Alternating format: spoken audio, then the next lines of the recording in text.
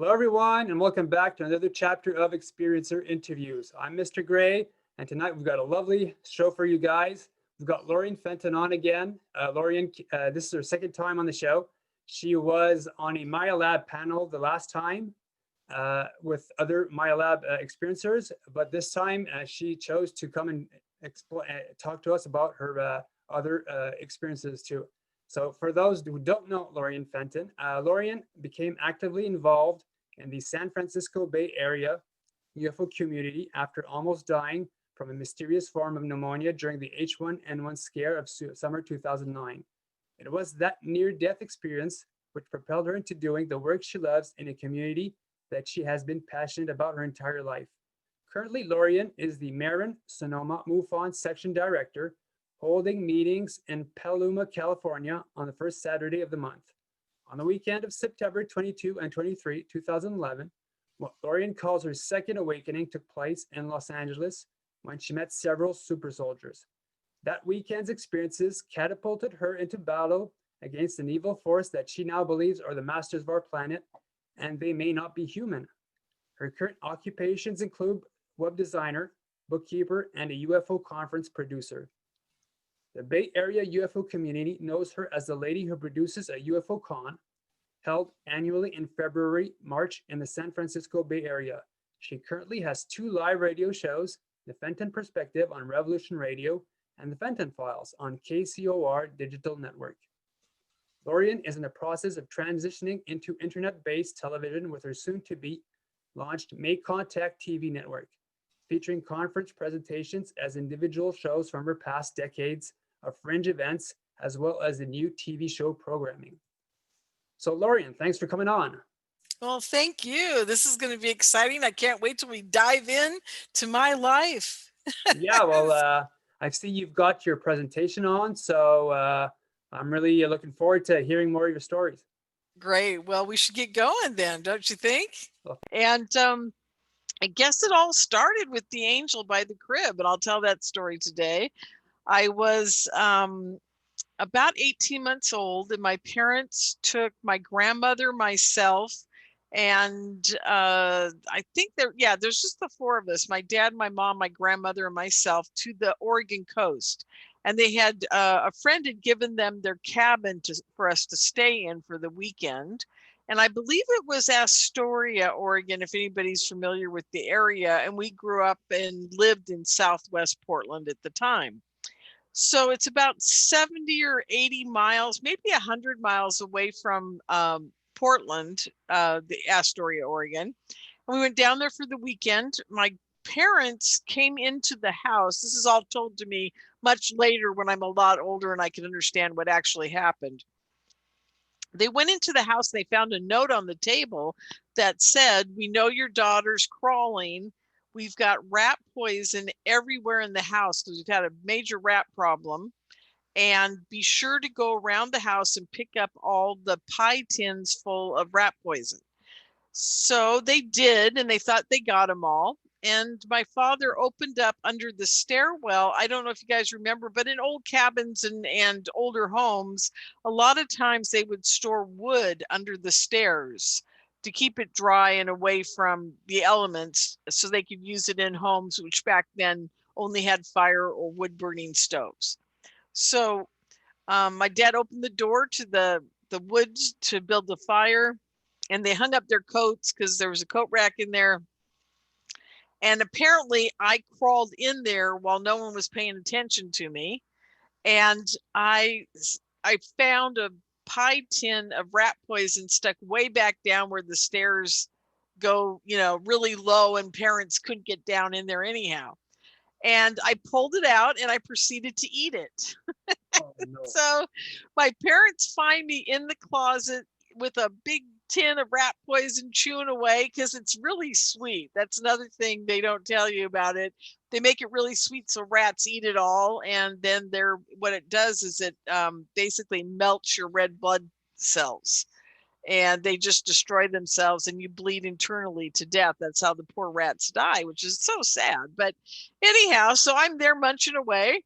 And my mother picks me up and starts washing my mouth out and says, "Oh, she probably didn't eat enough to cause any problems or whatever. My grandmother, on the other hand, is totally flipping out, grabs me, grabs my dad and the car keys and says, "Are you coming with me?" So they all jumped back in the car and threw all their stuff back in it and drove to St. Vincent's Hospital on Highway 27, going back into Portland. And apparently by the time we got there, I was getting black and blue from my blood thinning so much it was seeping through my veins.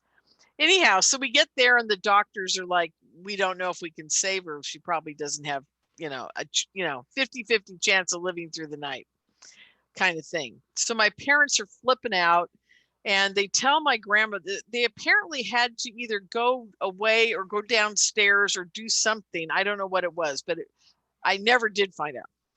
But they say to my grandmother, "Stay here, stay awake, make sure she doesn't die alone." I mean, pretty much that's what they were telling her. And she said, "Okay." And so she's sitting there, and an hour goes by, an hour and a half. This is my grandmother told me later. She says, "I was getting really tired. I'd been up for like a day and a half." And she said, "I started falling asleep. And suddenly I wake up and I see the angel that came to me when I had either scarlet fever or the bad flu in the early 1900s. And I was dying. I was 12 years old or 11 years old, and I was dying. And the angel came to me and said, "You're not going to die. You've got work to do, and your children have work to do. You've just got too many things. You're not dying." And it came through her window, and it had apparently wings and the whole bit, and was totally beautiful and full of love. And she saw the same angel over my crib, and it said the same thing. "She's got work to do. She's not going to die. She's going to be fine, blah, blah, blah." So my grandmother falls asleep because she knows I'm going to be fine, right? Yeah. And my parents come in the room a little while later, and they are mad at her, screaming at her, yelling at her. And she goes, "She's going to be fine. I'm going home. I'm going to go and go to bed." And so that was that. And my parents didn't talk to her for 6 months. Afterwards, I found out later they were so furious with her. And but she kept telling them, I knew she was going to be fine because it was the same angel I had when I was sick, and I knew she'd be okay. So that's how the whole thing started for me. Now, I got to say, I really believe that experience was probably close to a near-death experience, or my first visitation by some kind of extraterrestrial being. Because, what are angels? That's another whole topic into itself. Are they ET coming here, and are they a different level of ET? Do they have a different agenda? I mean, what is their whole purpose? Because they certainly aren't human, and they certainly aren't, they aren't reptilians, they aren't grays, but they got some kind of ET thing going on, because they can heal you, they can change their look and appearance. They can do all kinds of things that other ETs can do, but they don't seem to have as much of an agenda with us, except for to help us stay alive or transition into another dimensional space. They don't seem to take us on ships and examine us and do all those things, but they have something else going on. I think it's closer to the God particle, or the God consciousness, or whatever you guys want to call it. And I think that's their purpose. I think they're here as like our oversoul kind of guardian. Anyhow, so that was the beginning of my life. And it wasn't long after that things started getting really strange. So I was a year and a half old then. I know there were 3 or 4 instances between 2 and 5 or 6 that were kind of strange, but I don't remember the whole story really well. So it's hard to tell. But this story I remember very well, because this is the story where everybody in my family finally realized that I was quite different than anybody they'd ever met. I was about 6, and my little sister was about 3 and a half, and my other sister was just born. But my grandparents said, "Hey, we're going to take Lorien and Lisa, and we're going to go to the Multnomah County Fair and give my mom a day off, you know, from taking care of all 3 kids, right? And so we jump in the car and we drive to the Multnomah County Fair, which at that time, all it was square dancing and fiddle playing. And this is 1963, by the way. Fiddle playing and corn dogs and cotton candy and a few Ferris wheels and kind of rides. And that's about it. I mean, not like today where we got laser shows and rock and roll bands and things like that. And the biggest attraction at all the county fairs back in the 60s, 50s and 40s, whatever, was the 4-H animals. They were everywhere. I mean, there were barns. I go now and I don't see nearly as many animals when I was a kid. I mean, we had just huge barns full of animals of all kinds. So, you know, we get there and my grandfather at the time was raising sheep and donkeys and those kind of things and chickens. And I grew up on a little small farm, basically. And I always wanted a rabbit. So I'm running through the animal place and I see all the rabbit hutches and I run over and I start you know, talking to the rabbits. And I finally went up to the winning rabbit that day. It was a black rabbit. It looked kind of like the one in the center here, but it had bigger, floppier ears.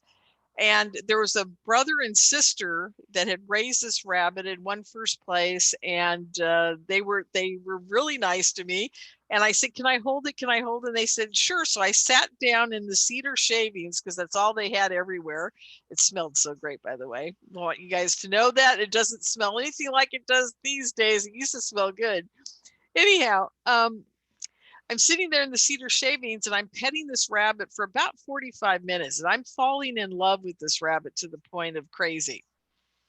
And my grandparents come back, my sister, and they say, we're leaving now. Put the rabbit down. Let's go. And I said, no, I really want the rabbit. Please let me have the rabbit. And so my grandfather, being kind, basically asked the girl and the boy if they could buy it. And they said, no, it's not for sale. It's our buck. We're going to use it for breeding, blah, blah, blah. And my grandfather said, I really don't want to build the hutch. And, you know, rabbits are hard to take care of and you're going to be responsible. And we're not getting them because you're not going to be responsible for it. I'll end up being responsible for it. And I didn't understand any of that. But of course, I started crying. I really wanted a rabbit. We get to the car and back then they had these bench seats in, you know, the 60s. I don't know if any of you guys remember that. But my grandfather obviously is driving, my grandmother's sitting on the left side passenger, and I'm sliding between the two of them over the seat. It's not like nowadays where they strap kids in like they're going to Mars. You know, how do people survive that? I used to, you know, I love being able to hit my sister in the back seat and have a fight with her. How do kids do it nowadays? They have no interaction. They're all strapped in like they're going to another planet and they can't even reach each other. I mean, it's terrible. But anyhow, so I'm got my arms over the seat and I'm sliding back and forth and I'm going to my grandmother saying, I want a rabbit. My grandfather, please give me a rabbit. You know, I'm going this whole bit. We get 6 blocks in front of the house and there's a gate, just like this gate in the picture. And right beyond the gate is a black blob. And my grandfather pulls in the driveway and he's looking at this black blob, and so is my grandmother. And they're all just like, what is that? They open the gate and there sits a rabbit just like the one we left at the fair, identical, same sex, same style, same brand of rabbit, everything down to his toenails, same rabbit. What I didn't tell you was 6 blocks before we got to the house, I started to pray, and I did it really loud, and I did it like I was in Catholic school at the time in 1st grade. And I did it like the nuns always did, you know, oh, dear Lord, you know, I did this whole bit, right? But there's something that happened in that moment that shaped the rest of my life, absolutely shaped it. I felt something go through my body. Now I think it was a Kundalini type experience. I don't know, but something went through my body and I could feel it. It was like a electricity.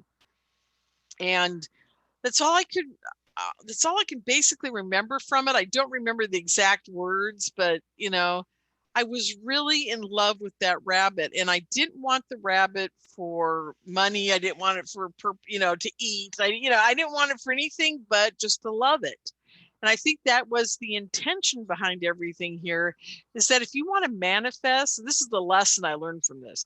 If you want to manifest, the best way to do it is through pure love and have the right intention.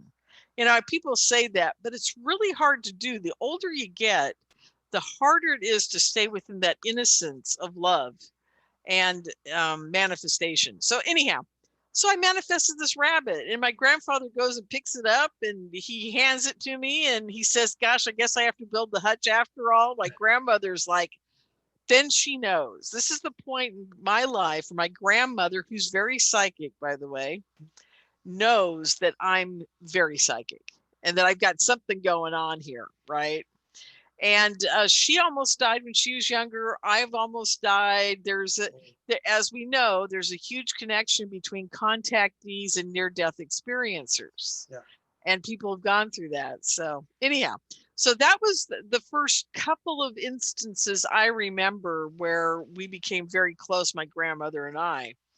Now, so yeah, he had to build the hutch after all. There's the little rabbit. 3 months later, by the way, the kids who had lost the rabbit that day at that time came walking by the driveway and saw me up there playing with it. And they came up to me and they said, oh, we lost a rabbit a while back and we didn't know where it went. We think that's ours. I said, here, you can have it. I gave it to him. That was the end of me wanting a rabbit, right? But the whole thing, and I look back on it, I'm 63 now. I was 6 when that happened. I look back on it now, and when I started this whole adventure when I was 53 years old, 10 years ago, I thought about that rabbit situation. That was the first time in my entire life I really thought about it.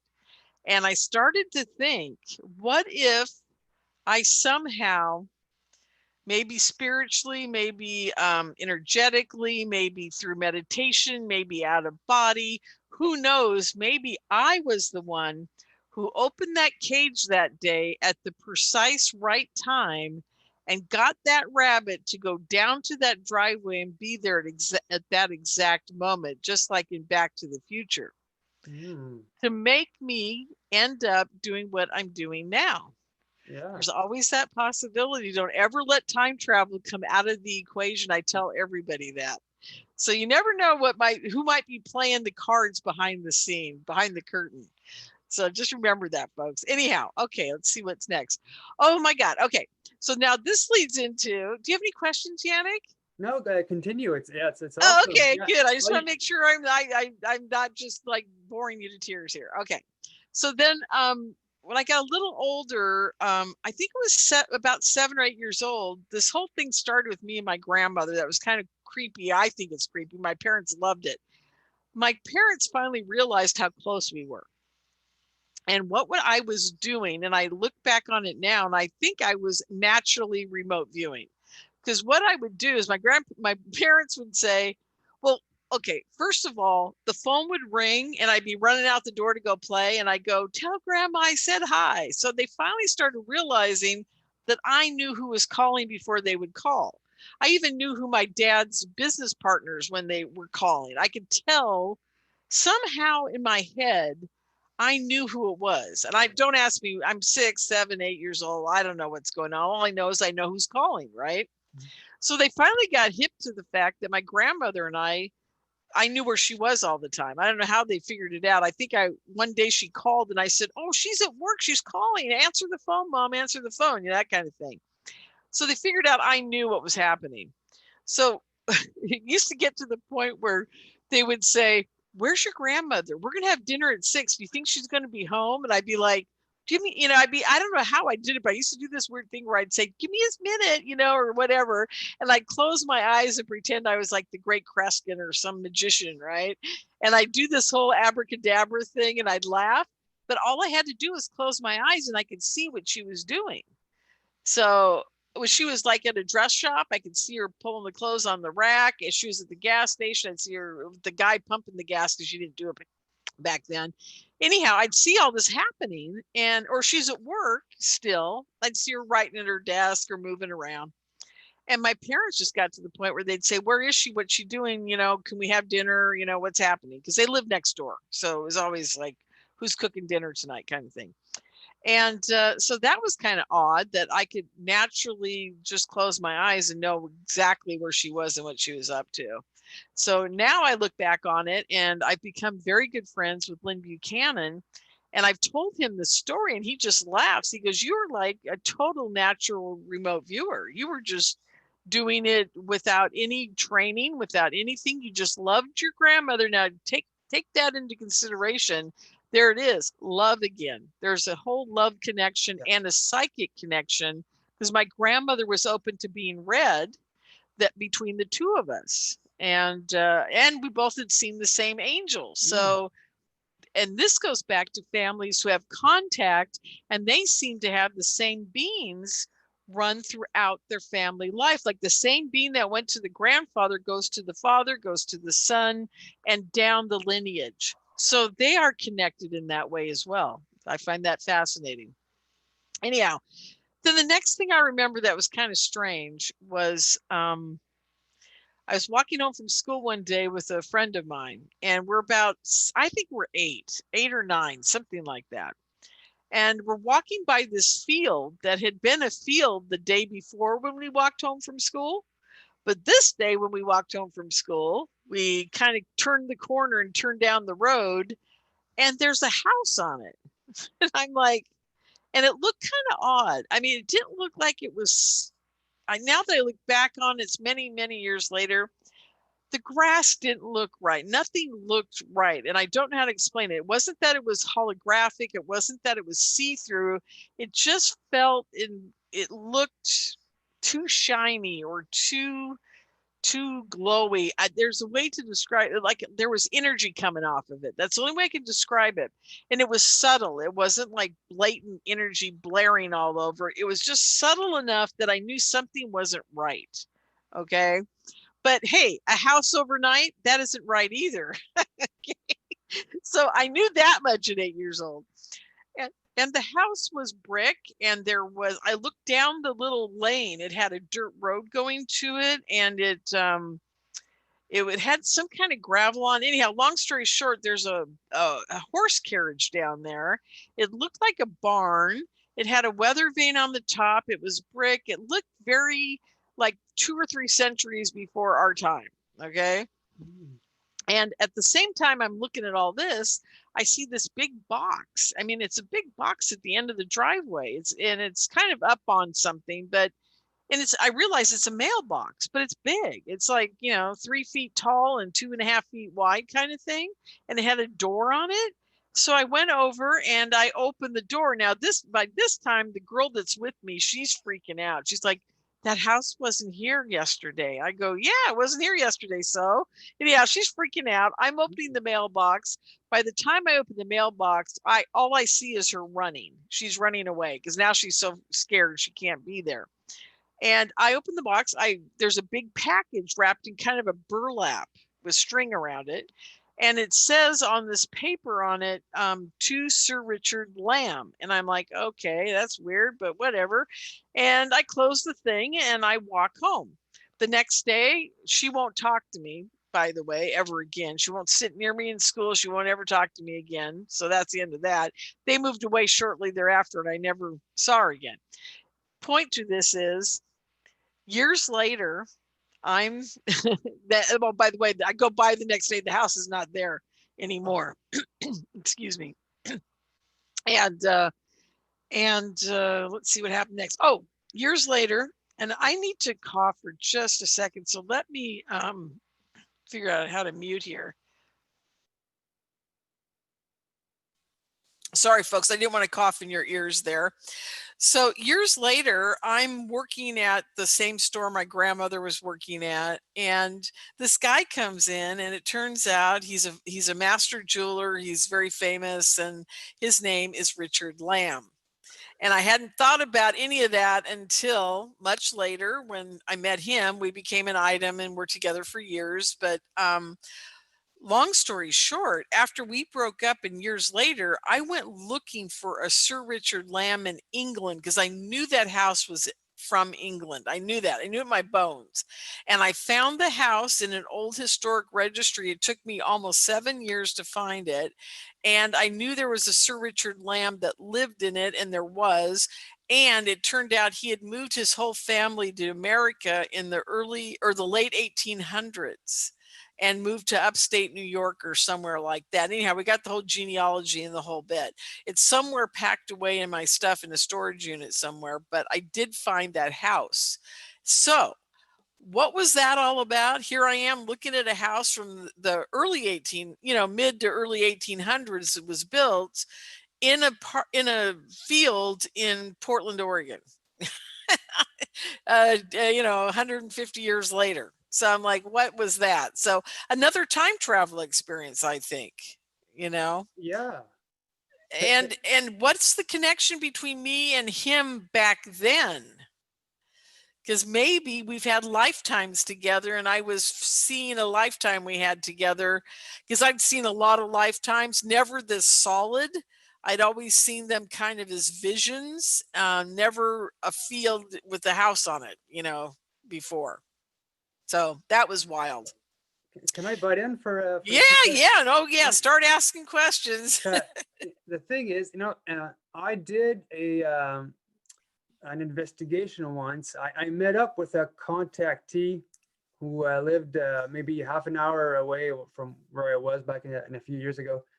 And the thing is, when he was, I think this is either the 1940s or the 1950s, he was around the age of 8, perhaps.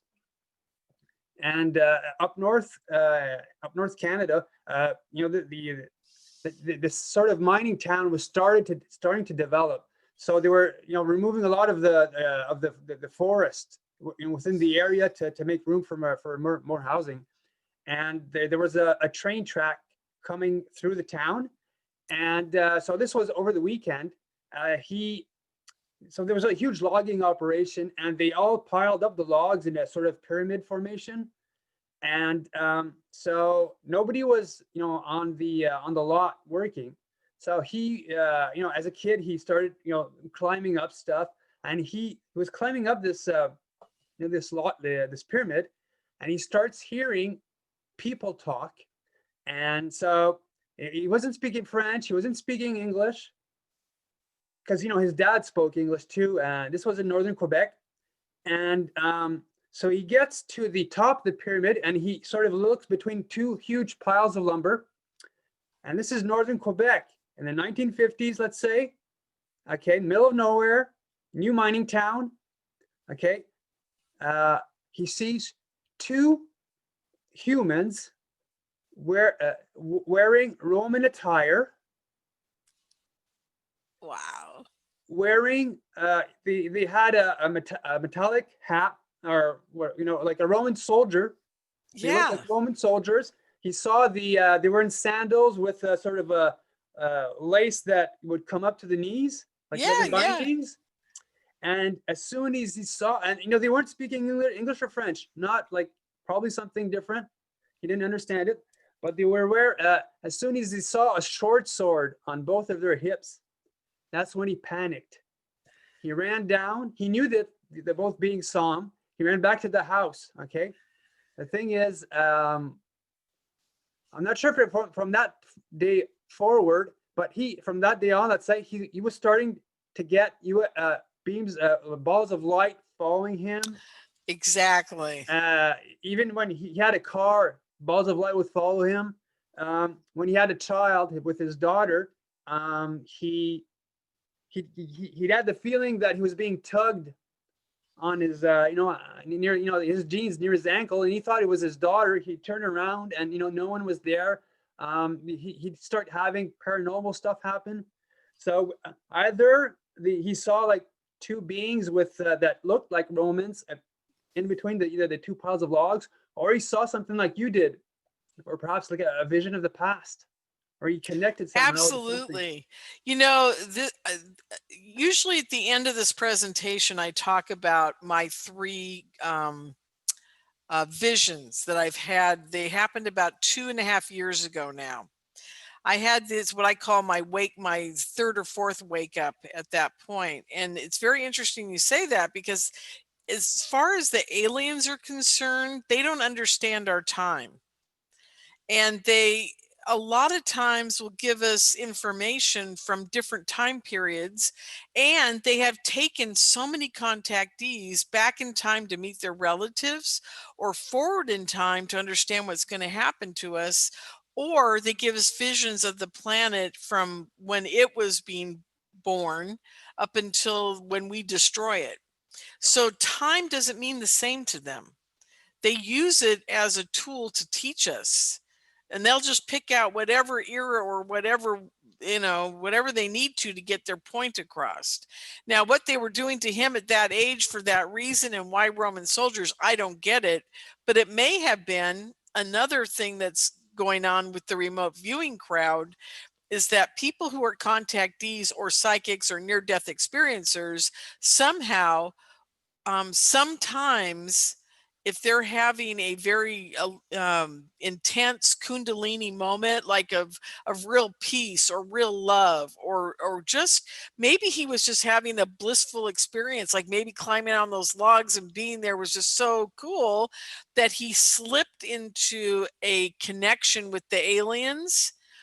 And who knows if the aliens weren't actually watching those people at that time, and he was remote viewing the aliens and what they were looking at. I've heard of so many explanations to this day that I have no idea what's happening. But I can tell you this: once you've had that connection with an angel, an alien, a ghost, any type of psychic phenomena, you can slip in and out of different time eras, time events, different things with yourself, your family, your lineage. There's all kinds of things that can happen. And the reason I brought up my visions is because, and I will tell you guys all about this later, is in the last vision, time played a big key to this. And they've told us basically all the contactees I know have gotten this one lesson, and it's very common thread for all of us, is that it's all connected. Time, space, our consciousness, the aliens. It's like a Rubik's Cube. And all we're doing right now is, once you connect with them, you start getting answers to how to put it together and see it. But, and this is a big but, you guys, this is a huge but. There's a commensurary problem, whatever that word is. I can never say it right. My friend Tron brings this up all the time. We do not have the capability to understand aliens at their level. We never will. Our brains are not built for that.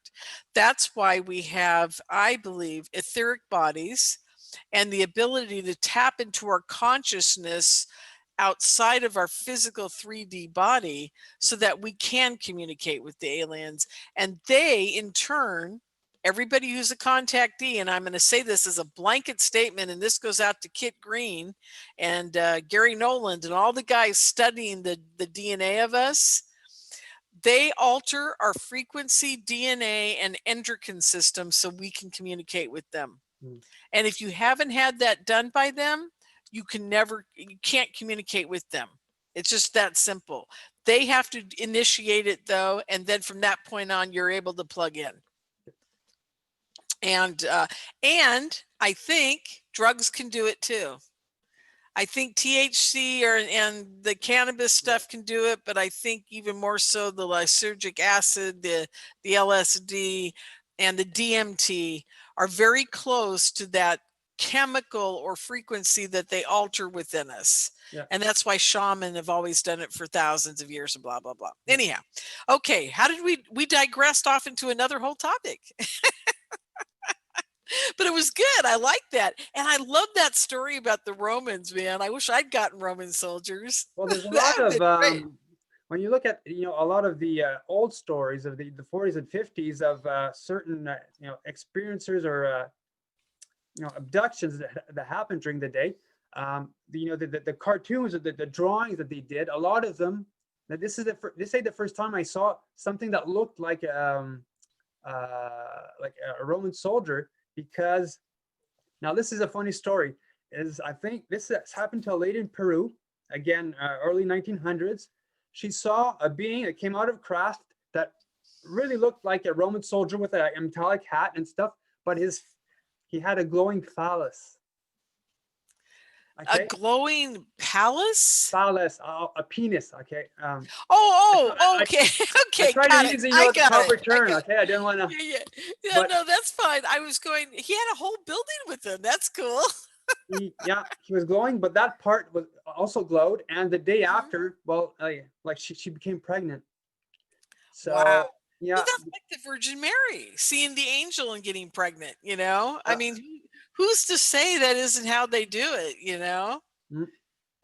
Yeah, I like that leads me back to the whole thing of Jesus was an alien. There should be a rock song about that. I think. Would that be fun? Yeah. But that's fascinating, because there are, what is that called?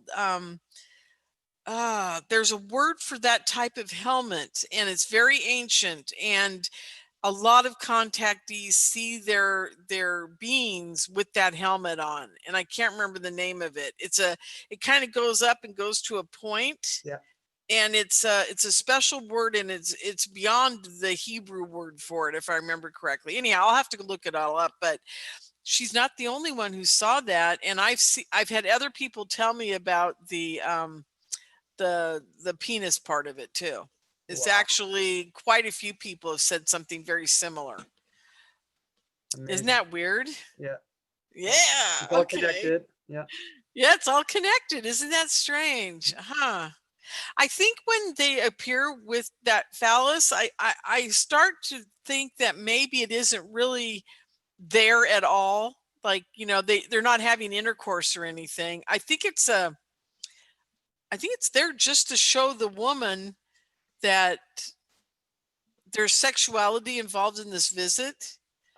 And I'm wondering if it doesn't make them more receptive. And I wonder if they get, and I hate to say this, not horny, but I wonder if they get more receptive to the fact that they are being sexually contacted. Interesting. Just the body, not them physically having sex, but just that their body's more receptive to getting pregnant. I mean, it puts them in the mood, because, they say that women who don't get pregnant, a lot of times it has to do with the physiology of the actual sex act. You have to have all the hormones happy. You've got to have all the secretions happy. You got to have everybody working together.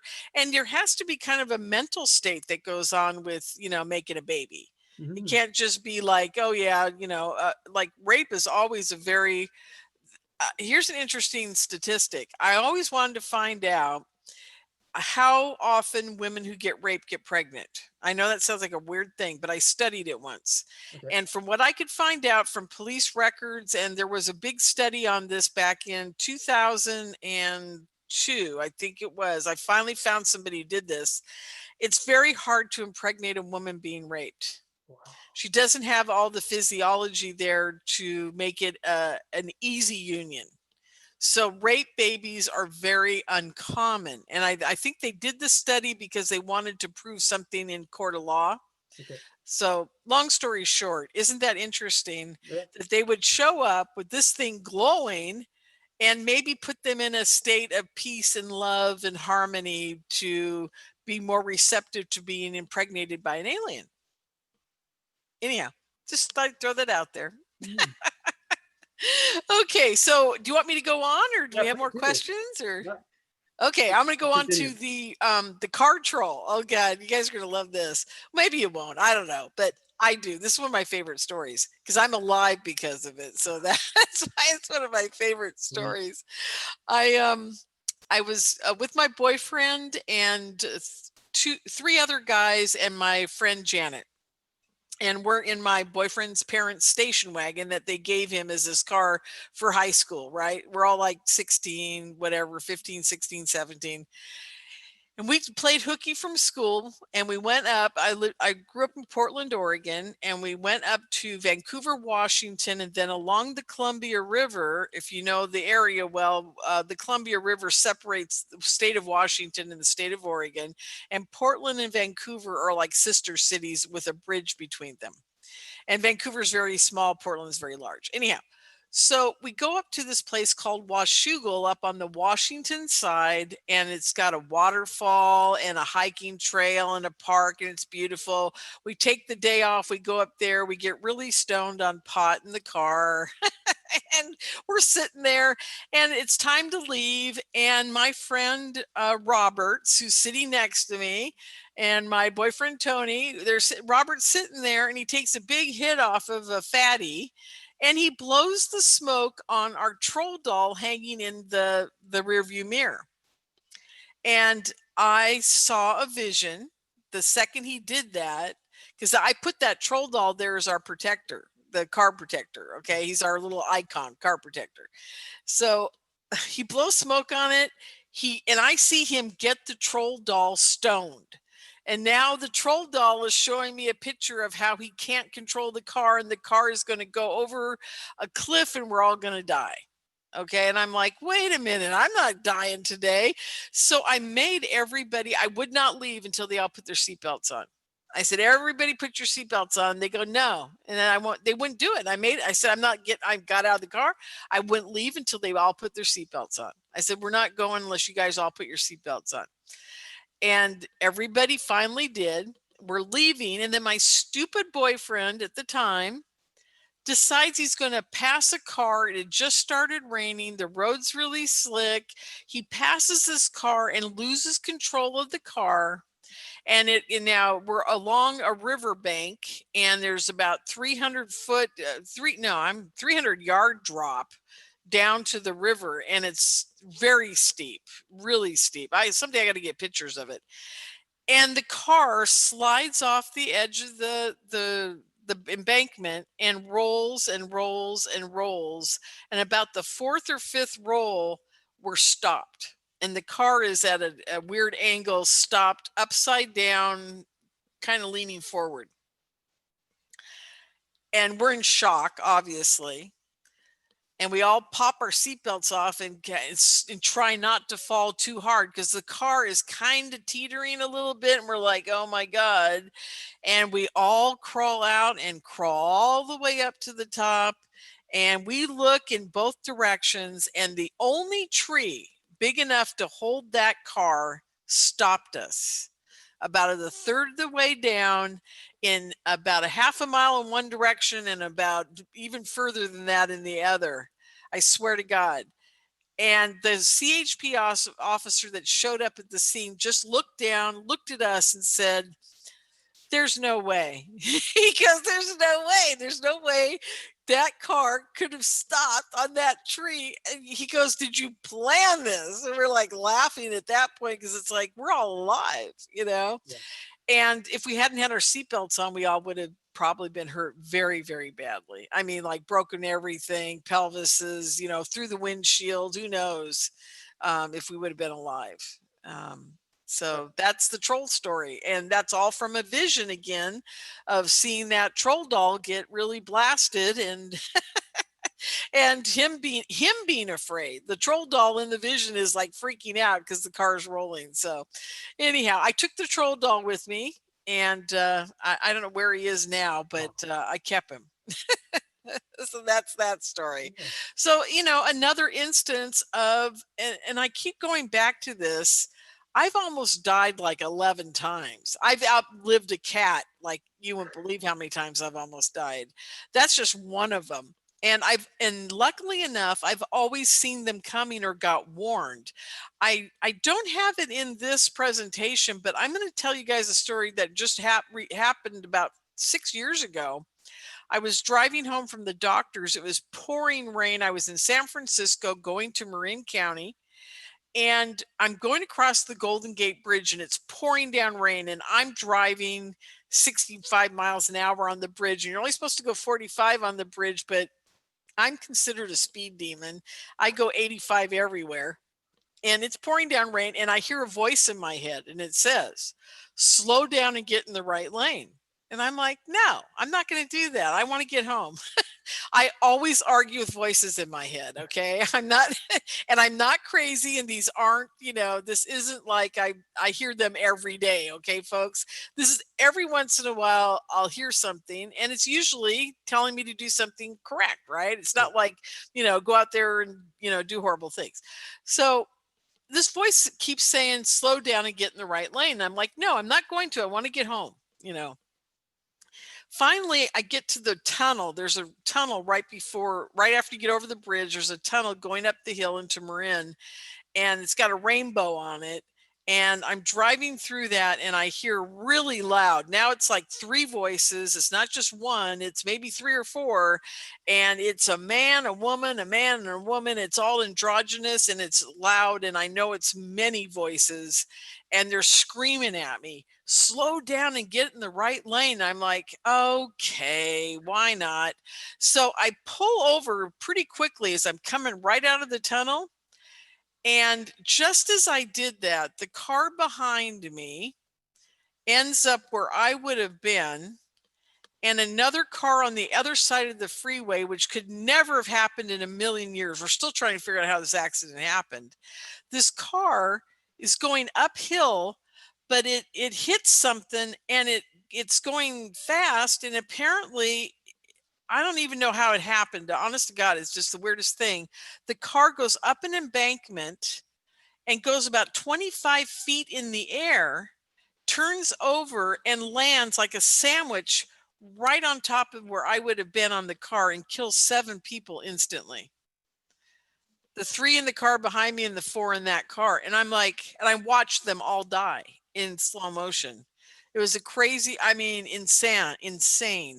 And it was on the newspaper. It was in the news. It was all over, because nobody could figure out how that car did what it did. It defied gravity, defied everything. I think later they rebuilt that whole section of the road too, because apparently it had some kind of weird angle and slant that if you hit this thing just right, it was like a ramp. A ramp, yeah.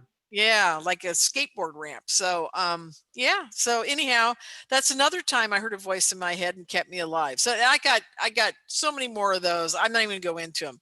All right. So I hope I'm not boring everybody to tears. Now I used to go in and out of my body a little bit, and I've had some major out of body experiences, and this is one of them. I think this is the funny one, the weird funny one. I'm laying in bed, and I sit up, and I know I'm still in my body but out of my body. And I look in front of me in my apartment, and I see John Lennon pop out of the floor head first. He just pops up, and he's wearing black like sunglasses. They're totally blacked out. His little round glasses that he wore, but they're black. He's wearing a black suit, a black shirt. He's all in black, and he is giving off evil like I've never felt in my entire life. Okay. And I'm like freaking out. I've got evil John Lennon standing in front of me. I'm half out of my body on my bed, and I decide to run. I thought, okay, I'm going to run to the restaurant. I used to work at a restaurant down the street, and I had a good friend there named Bogey, and I used to, we were dating at the time, I think. Anyhow, long story short, I decide to run to his place behind the restaurant, and he was probably working. So I was thinking restaurant. So I jump out of my body, and I'm going through the door. And you guys, you'll relate to this if you've ever been out of your body. It's so weird when you go through walls and stuff, because you can see and feel the material when you're going through it. And I slowed down, and I'm looking at the fibers in the door, and I'm thinking to myself, oh my God, that is really good wood, man. It's really solid. It's like I'm not even there anymore. All I'm thinking about is the wood in the door, and I'm looking at the fibers thinking, God, this is great, whatever. Really solid wood door, right? And then I pop out the door, and I'm standing on the porch, and I've got a big bunch of stairs going way down to the main road. And I decide at that moment, I realized, oh my God, John Lennon, evil John Lennon's behind me. So I better go fast. And so I propelled myself. I thought I was running, but I ended up flying down to the road, which was cool. I landed, everything was great. I'm thinking, oh my God, I can really fly. You know, I'm good at landing and everything. And then I looked up and all the electrical wires had this little hairy stuff on it. It was really cool. If you've ever remembered those magic magnet thing where you used to draw the beard on the guy's face with the little magnet chips. Anyhow, that's what it looked. It had all this weird stuff coming off it. So I'm now getting fascinated by the electrical wires. I'm forgetting evil John Lennon's behind me.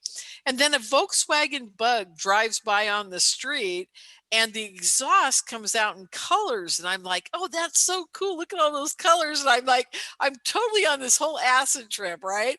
And I'm out of my body and I'm having a great time. And then suddenly I realize, oh my God, evil John Lennon's coming to get me. And I turn around and he's flying down to the road to get me. And I turn to run to the restaurant. The next thing I know, I'm slammed back in my body so hard. And this is the point of the story that I think is the funniest thing. It's the weirdest thing. I've talked to other people this has happened to.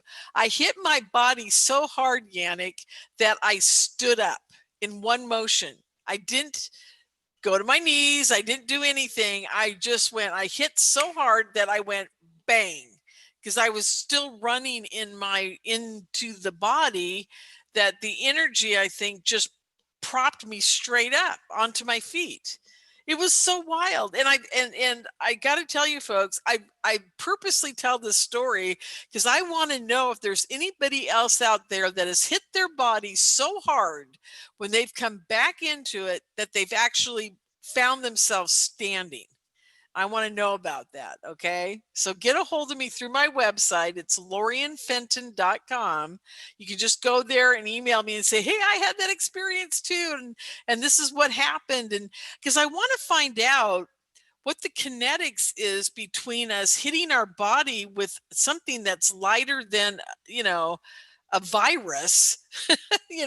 Our soul doesn't weigh much. Okay.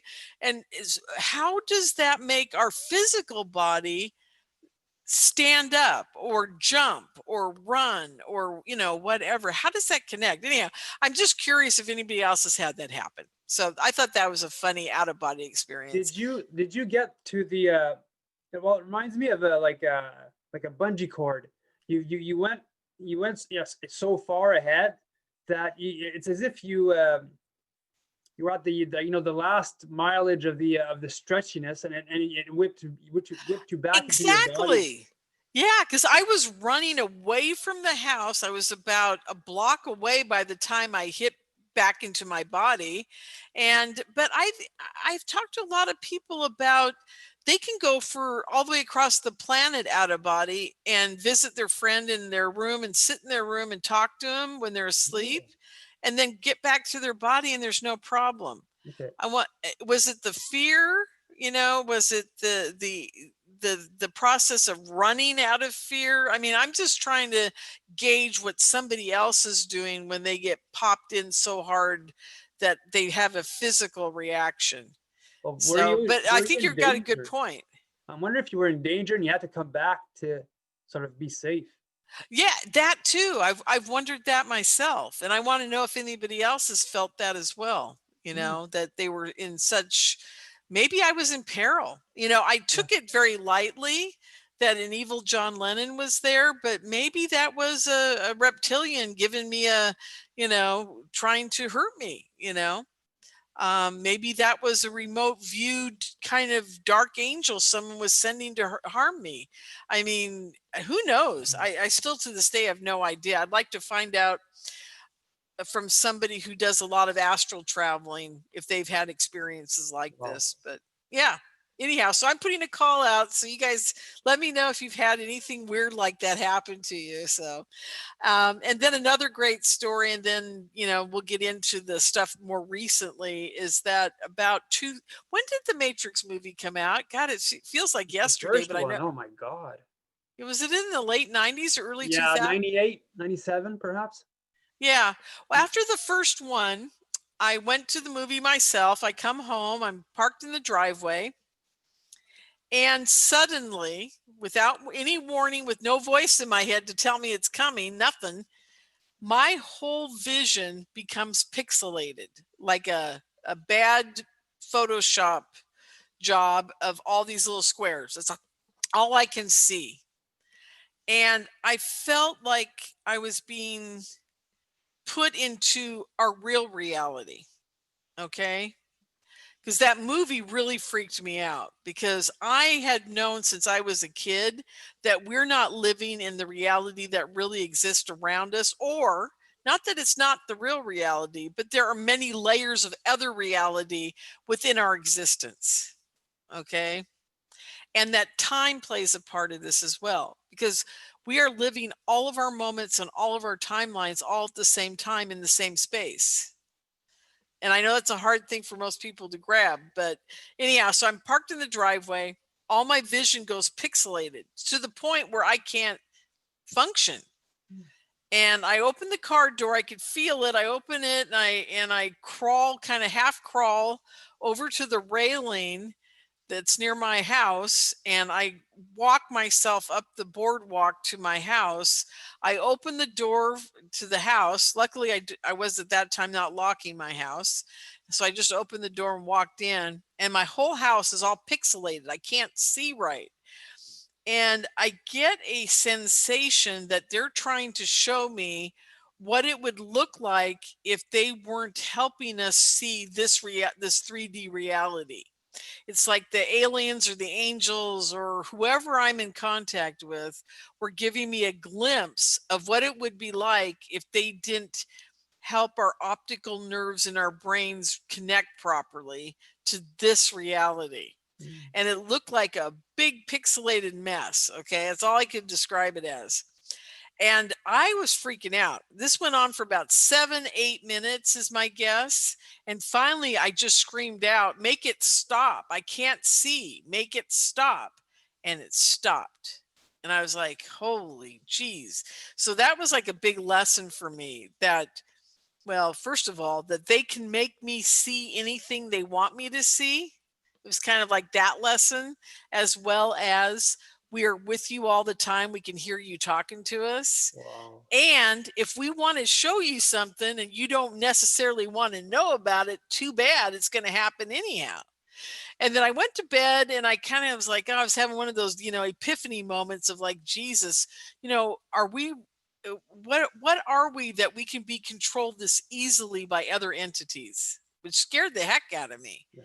In a weird way. I mean, it's like they've never done anything to hurt me. I've never had a bad experience, nothing like that. I've never had the Greys take a baby from me. I've never had any of those things happen to me. But they are so much more in control than we give them, even any credit for.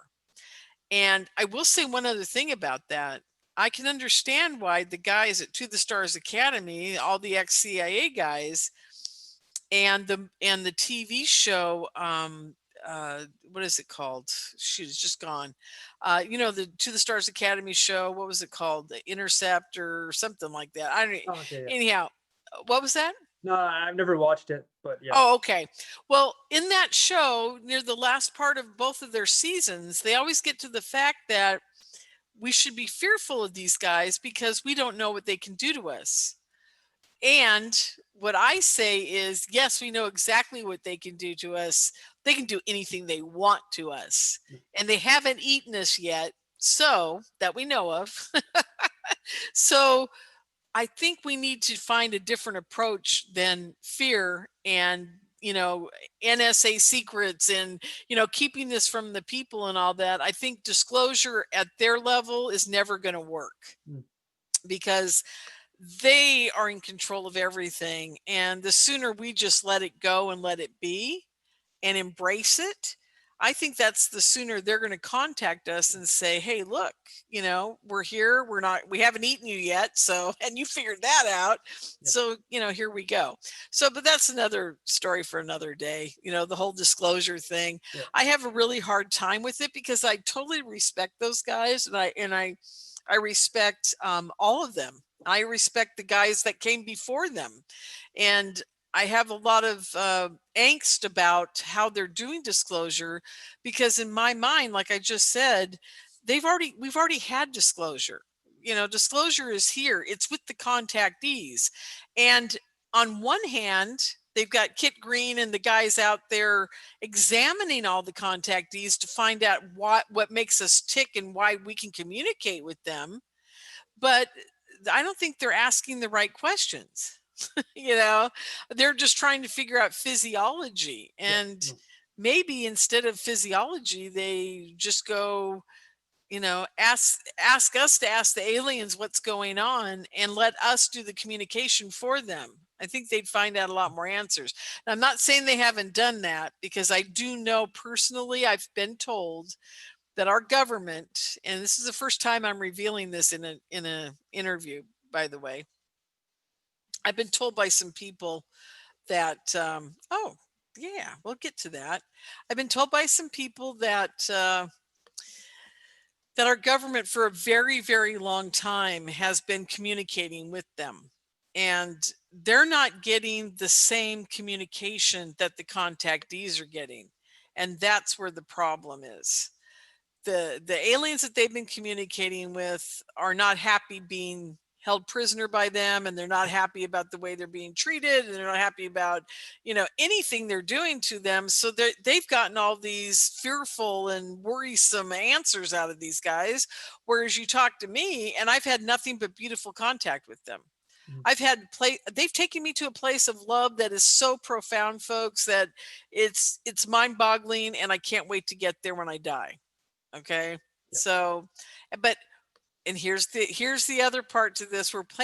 We are truly, Yannick, in my opinion, playing a 10-dimensional chessboard, and it's surrounded by their consciousness, because we've got so many layers of people getting different answers to everything involved in ufology and the alien connection, that it's so hard to decipher who's getting the right answer from who, what, where, and why.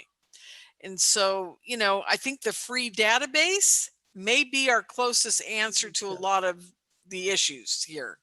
Is at least we have a database full of answers from contactees that we can study and see where it might take us. The next step is going to be the Zendra crowd, you know, the guys out there contacting the aliens with group consciousness. And I also know for a fact that the government has done that as well. Okay. And they've gotten mixed results from their doing it, because they have guns around when they do it, you know. Well, no wonder. Yeah. So there you go. So that's an interesting little tidbit there. Just thought I'd throw it out. Okay. Here's one funny little thing that happened to me when we were about, God, I think I was 5 or 6. I don't remember, but I was really young, and my sisters were just barely, one of them could barely sit up. Okay. So that's how young she was, the youngest. And the other one was about, I think this might've been the same year that the rabbit thing happened. We were watching the Wolfman on TV. The babysitter let us stay up late. My parents were gone. Black and white TV. We're all sitting there in our pajamas. And the Wolfman at one point is running through the graveyard, his family's graveyard. And they zoom in on the headstone, and it says the Talbots. And I saw this headstone, and my brain just went, oh, I'm going to marry the Wolfman. And my sister's like, no. I look at my little sister now. We just figured out what getting married was. It just meant that you had a husband. Okay. We didn't know anything else about it, but we understood that because they instilled the bride's dress in the girls pretty damn young. Okay. So at least back in the 60s. So we're sitting there, and I kept going, I'm going to marry the Wolfman. I'm going to marry the Wolfman. And my sister's like, you're never marry Wolfman. You don't want Wolfman, this kind of thing. Right. Okay. So years later, we're sitting around the table. We were teenagers, and my sister says to me, do you remember that you're going to marry the Wolfman? And I said, I do remember that. I said, I am going to marry the Wolfman. She goes, oh, you're nuts. And we had a big joke about it at the dinner tables about how I always said I was going to marry the Wolfman. Well, we were 16 or 15 then. Fast forward to I'm 29 years old. I'm working at that restaurant that I just ran from the evil John Lennon from. And this guy walks in, we become friends, we decide to get married. And guess what his last name is? It's Talbot, just like the Wolfman. And that was my first husband. So, and my sister, when she gets to the wedding, she brought a Wolfman Halloween mask. And she said, you should put Naughty. this on your husband. Naughty. So we had a good laugh over that one. So the Wolfman did show up in my life. Anyhow, oh yeah, okay. This was the love of my life. Oh my God, he was an angst artist. He had a lot of physical problems. He had migraines. Amazing artist, and I truly love this guy. But he decided that he was going to kill himself. And I knew it because he was just getting to the point where he kept telling me, like, if I'm ever gone, do this, do that, blah, blah, blah. And I just figured, we'd fought about it enough that I thought he was going to stick around for me. I thought I could change his mind. I thought I was enough. I'm 20 years younger than he is. I'm not very smart about people when they make their minds up, when they're set on something at that age. And I dearly love this guy. Anyhow, I had plans for us. Apparently, he had other plans. One morning, we just moved into a new house, and I'm going off to Portland Community College. I was working on my degree in dance, and also I was taking acting classes at the time. I thought maybe I'd go into acting. I ended up in communications and television and radio, which served a purpose for me much later. Anyhow, I'm pulling out of the driveway, and he said, I'm going to the beach to paint. I'll be back on, I think it was Friday. It was my last class of the week. I'll be back on Sunday night, and I'll see you then. I'm like, okay. Gives me a kiss goodbye. I knew he was going to try to kill himself. I knew it. And I was done arguing with him about it. Okay. I just done. I thought, you know what? If he loves me, he'll come home. It's that simple. And he gets in the car, I look at him in the rearview mirror, and I knew, I had a gut feeling it was the last time I was ever going to see him again. But that night, I got home from school, I did my things, did homework, whatever, cleaned the house, unpacked some more boxes. I was tired. I went to bed about that's about 2:00 in the morning. I hear the front door open. I hear him walk in. He sits down on the bed. He says, I'm so sorry. I said, what are you sorry about? Did you wreck the car? And he goes, no, I didn't wreck the car. I go, well, what happened? He goes, I'm so sorry. And I go, why are you sorry? He goes, I didn't mean to do this to you all. And I said, what did you not do? Did you wreck the car? I said, I'm tired. Can we talk about this in the morning? He goes, I love you. And I said, love you too. And then I fell asleep. Next thing I know, it's probably, I think it was about 6:00 in the morning. I'm hearing pound, pound, pound on the front door. And I get up and I'm looking for him, and he's not there. I think, oh, he's in the bathroom, whatever. I get up, I go and I open the front door, really, kind of like, who are you people? Pounding on my door at 6:00 in the morning on a Saturday. And it's the CHP, the Oregon Highway Patrol. And they said, we're here. Are you Lorien Fenton? I said, yes, we have a letter from you from your boyfriend. And I said, how do you know he's my boyfriend? I said, and they go, well, we have to tell you this. He killed himself last night at the Oregon coast. And I said, what? I said, no, he didn't. He's right here. And I looked in the driveway and I didn't see his car. And then I realized that he'd come to me after he killed himself to talk to me about it. So, yeah. So that's another, extraordinary experience that was not the best thing that ever happened to me, but it proved to me at that point that I could talk to, dead people. Yeah. And there's a scene, and years later I was watching The Sixth Sense, and there was the one scene, and I left the theater after this. I don't know how the movie ended, but his wife is half asleep laying on a chair in their living room, and he walks in and starts talking to her, and she's talking back to him.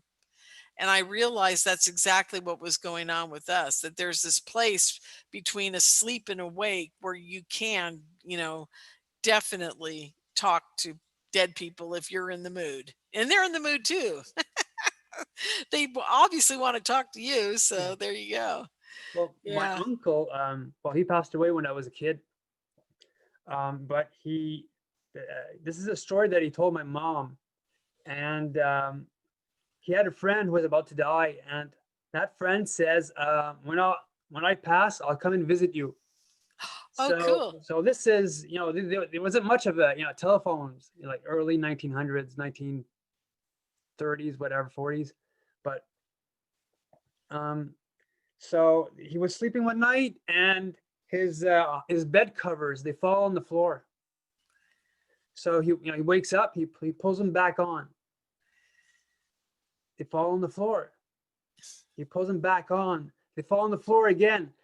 He gets up all like, oh my God, okay, what's happening? What's happening? Then he it clicks. Then he remembers his friend. He says, oh, okay, I know you've passed away. Ah, So very he cool. came to visit. Then it stopped after that. That is so cool. I love that story. And that's interesting that you brought up that it was back when there wasn't many phones or anything like that. I've noticed that back when all there was rotary Yep. phones, I had a much deeper psychic connection with everybody else who was psychic Okay.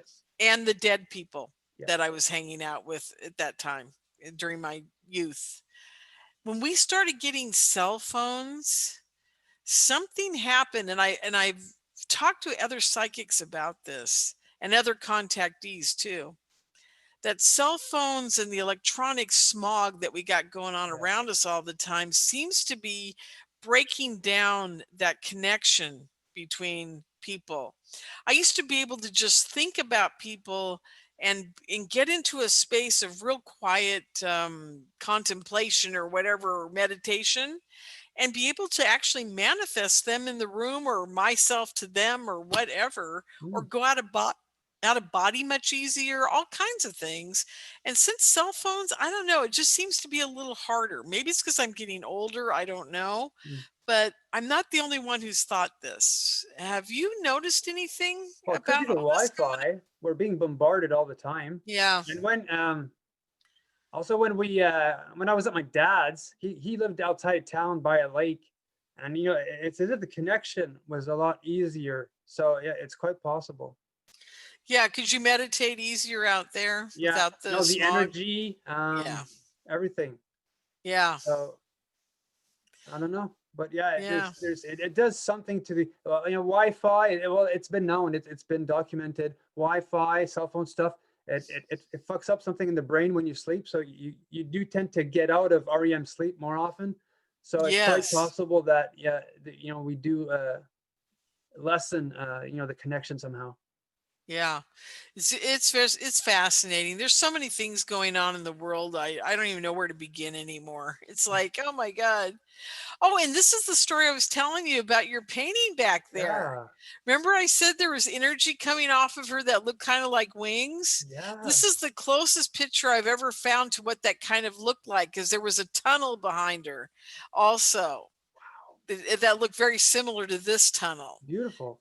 And that's who, but she was wearing pink, a very light pink, Okay. and she had dark hair. And that's another just quick story. I was laying in bed, I think I was about 18 or 19 at the time, and I had drank a lot the night before.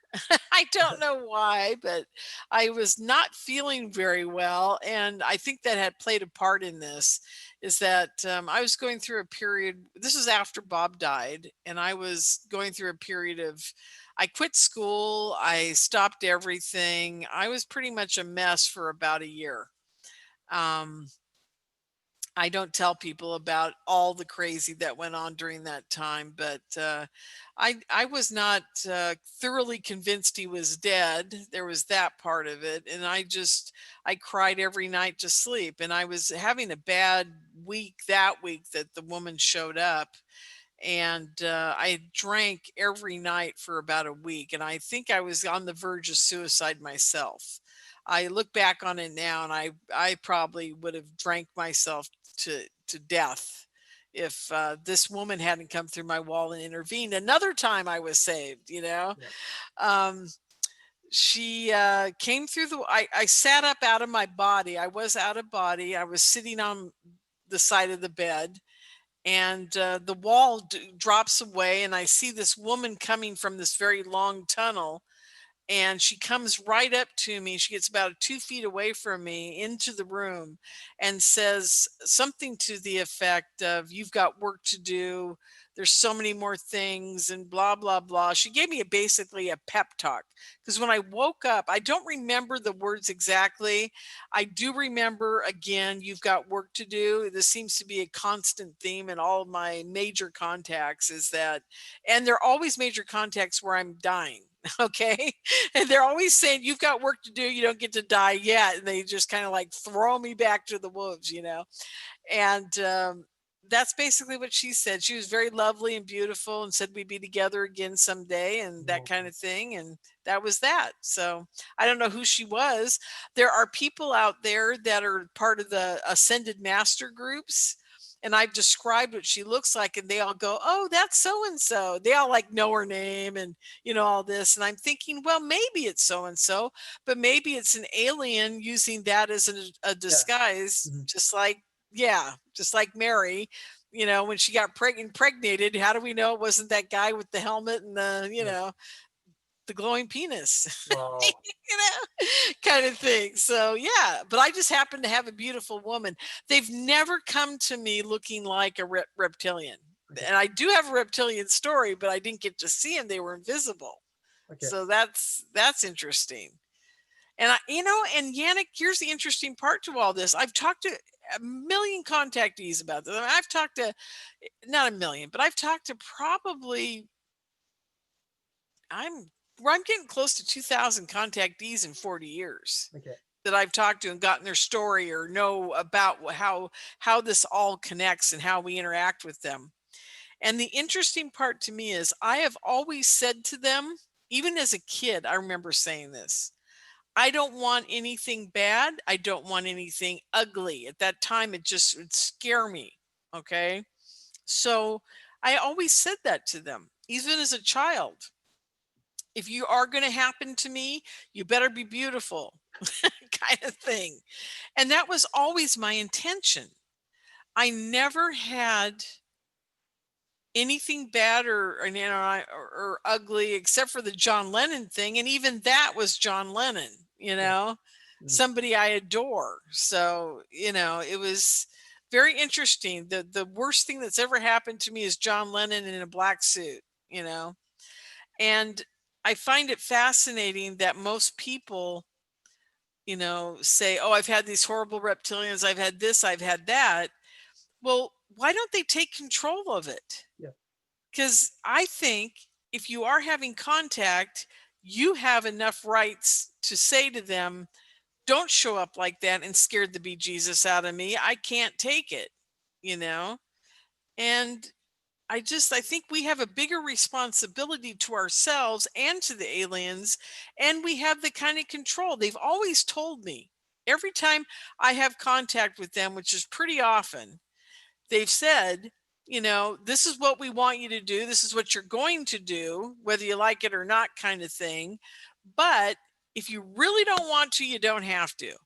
You know, it's kind of like it's your destiny, but you could change it. You know, we're not telling you it's written in stone, but this is where we'd like you to go. This is the work we'd like you to do. This is how we'd like it to play out. And I usually end up saying, "Okay, why not? You know, it's not going to hurt me to do it, so why not?" But I make that decision. I have told them to take out my implant, and they did it. Now, how many contactees do you know that actually said, "I want the damn thing out. get it out of me, and they did it. You know, I think that, and here's another part to the whole contactee problem, in my opinion, is that most contactees are subservient to their contactee, you know, aliens, and they don't want those implants removed because they feel like that's their only way to keep the aliens with them or keep them coming back or whatever. What they don't understand is this: if you want alien contact, you can have it tomorrow, that quick. But you have to mean it. And when I say mean it, that means no fear.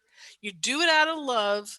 And even if the evil reptilians show up, you have to take the responsibility is that those are who you actually called in, you know, and they will go away just as fast if you want them to. But you have to make that decision within yourself that you're in control. And here's the other kicker to that: you have to be willing to die for it. You know how people say, you know, I gave my life to Jesus, I'm willing to die for Jesus, that kind of thing, whatever. You have to mean that for the aliens. And you have to, and people who give their life for our country, you know, they have that instilled in them that, hey, I could die for my country, and that's what I believe in. And they have a mission, a cause, and a reason. Well, you've got to have that when you deal with your aliens. You've got to have that too. I have a mission, a cause, and a reason I deal with them, and it's to change this world for the better. And that's what I'm doing it for. Okay. It has nothing to do with me. It has everything to do with everybody else on this planet as a whole. And it has to come from love. Anyhow, I'm done. I'm off my soapbox now, but I just, you know, I get so angry with people who come up to me and go, well, how come you get to have contact and I don't? And I go, because you haven't asked for it and meant it. You know, I didn't necessarily ask for it, but, you know, it happened. Maybe I did. Maybe at 18 months old, I begged what I knew of God at 18 months old to save me. You know? Well, yeah, but what about your soul? Well, maybe you had a soul contract, or perhaps you were that, you know, that was your purpose. You know, I believe in soul contracts to a point, but I also believe that if you're here now and in the moment, and they've shown me this, if you're here now and in the moment, you're in control of everything that happens with you, even the unconscious and the conscious. And that means your contact with them can be real and it can happen. But you have to have you have to have a sole purpose for it to be happening, because it's like I said, this isn't about me. Nothing is about me anymore. It's all about whatever it is that they've got me on a mission for, to change the world. I know that sounds very grandiose and stuff, but believe me, folks, it's not glamorous. There's nothing glamorous about any of this, because I don't have $70 billion. I can't do anything. And that's another problem. The aliens don't understand the money situation here. We've had many arguments about money. I keep saying, if you want me to do all this stuff, like, you know, just give me $1 billion.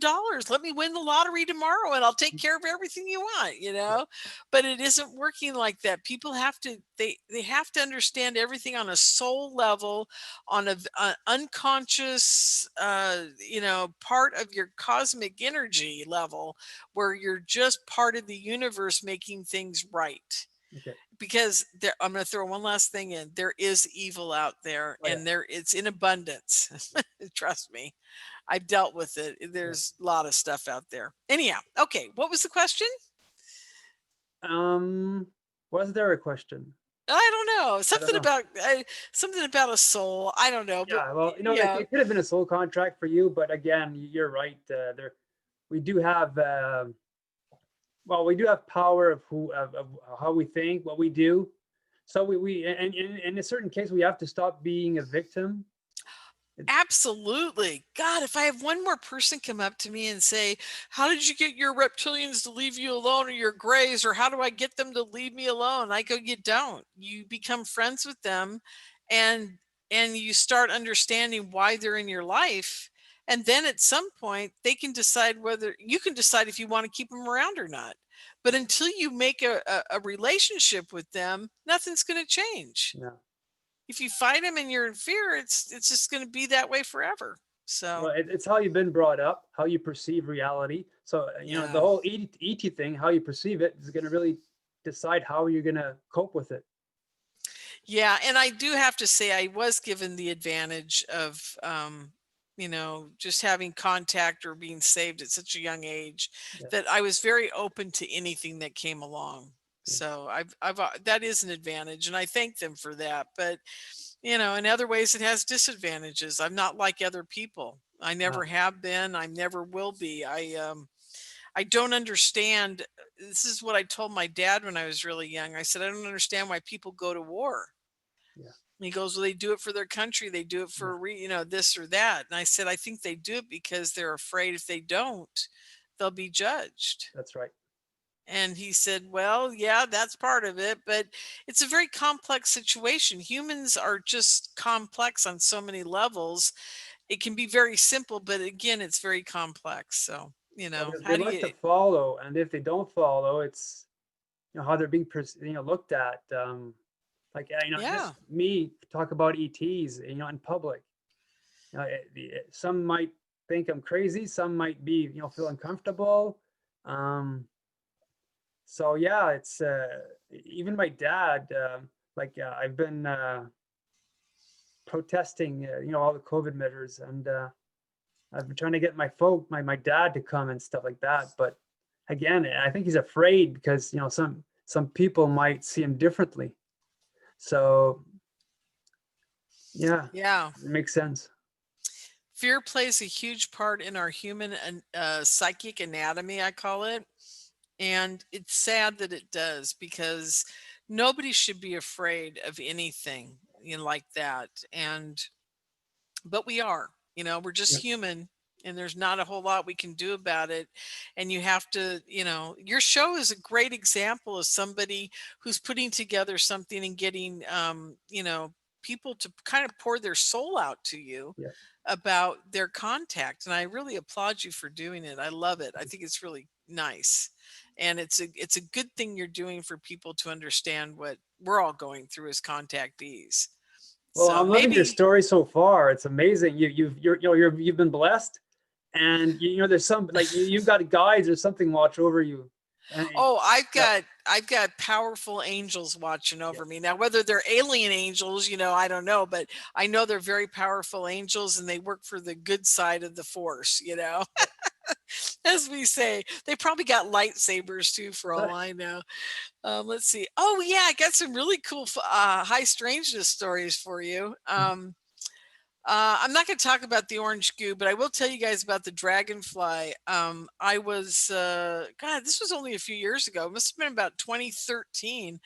Um, my cousin, my aunt were staying with us at our house, and it was really hot. It was August of 2013, and it was like over 100 degrees in Marin, which doesn't happen very often.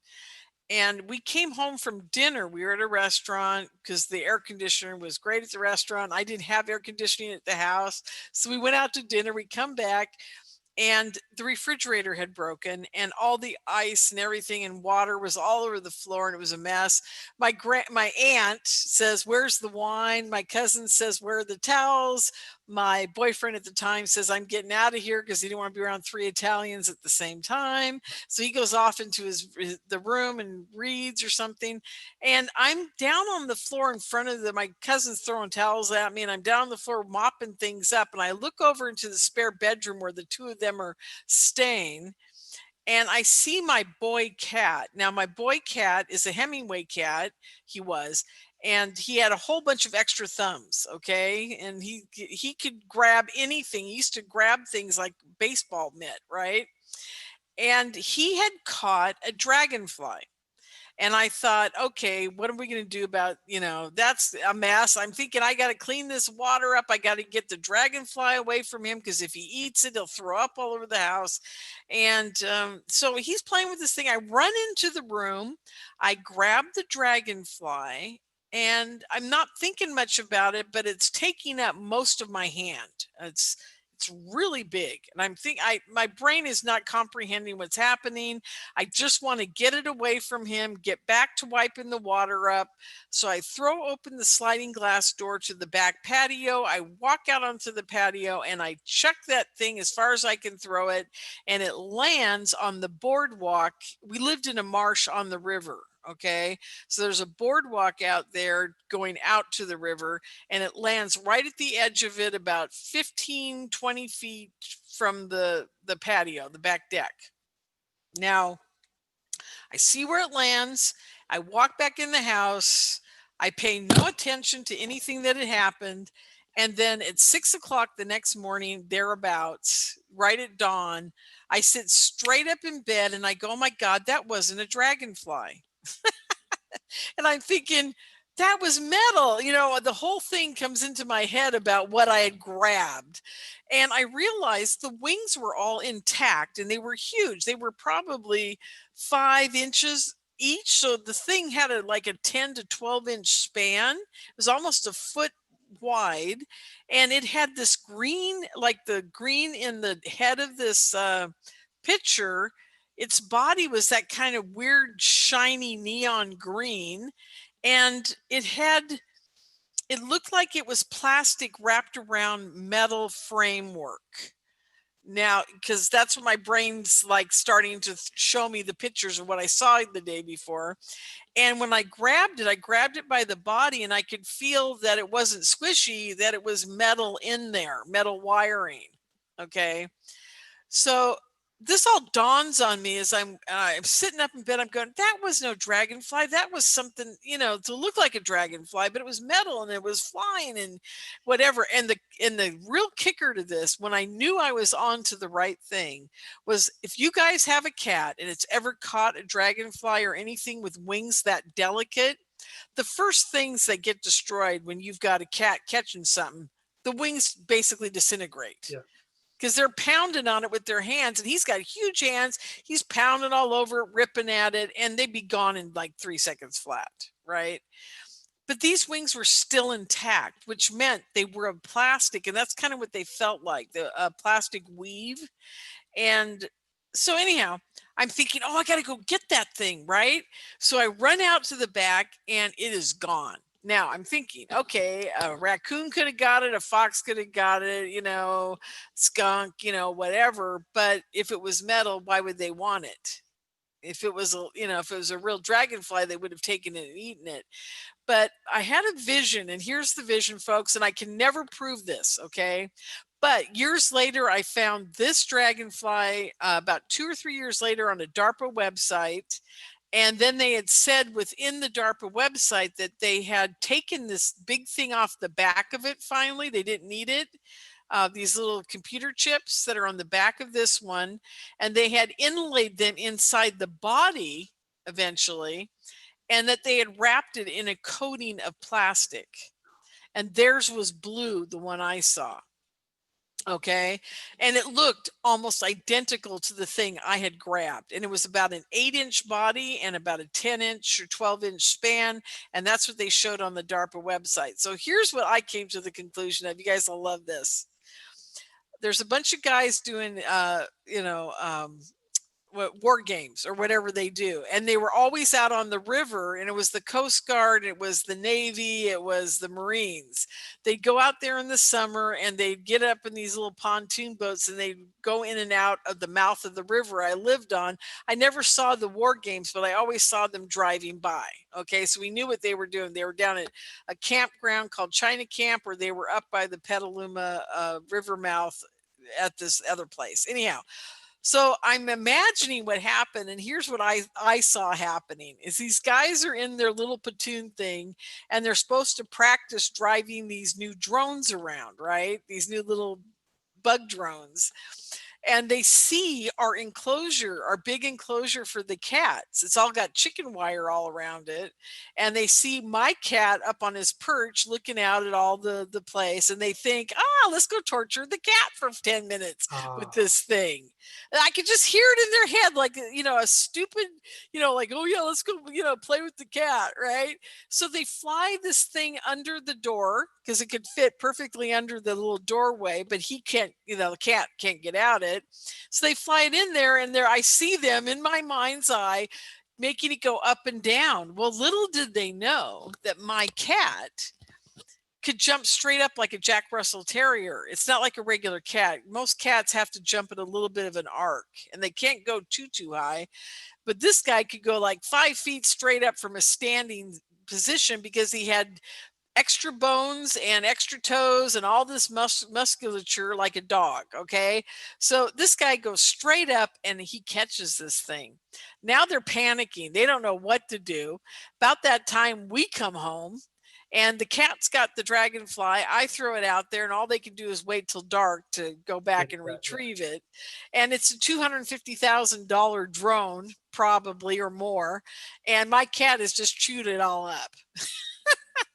So how do they take it back to their boss and say, oh, by the way, here you go, the cat got it? I can just see it now. But Wow. This is a true story, you guys. And why? And I find it even more fascinating. My friends go, that can't have happened. I go, look, if you looked at my life, anything could happen to me at this point, and it would just be normal for my life. So I think it's pretty funny. And there's so many more stories I could tell you about my illness, but I'm not going to go into that because that's a hour saga. But I will tell you this one.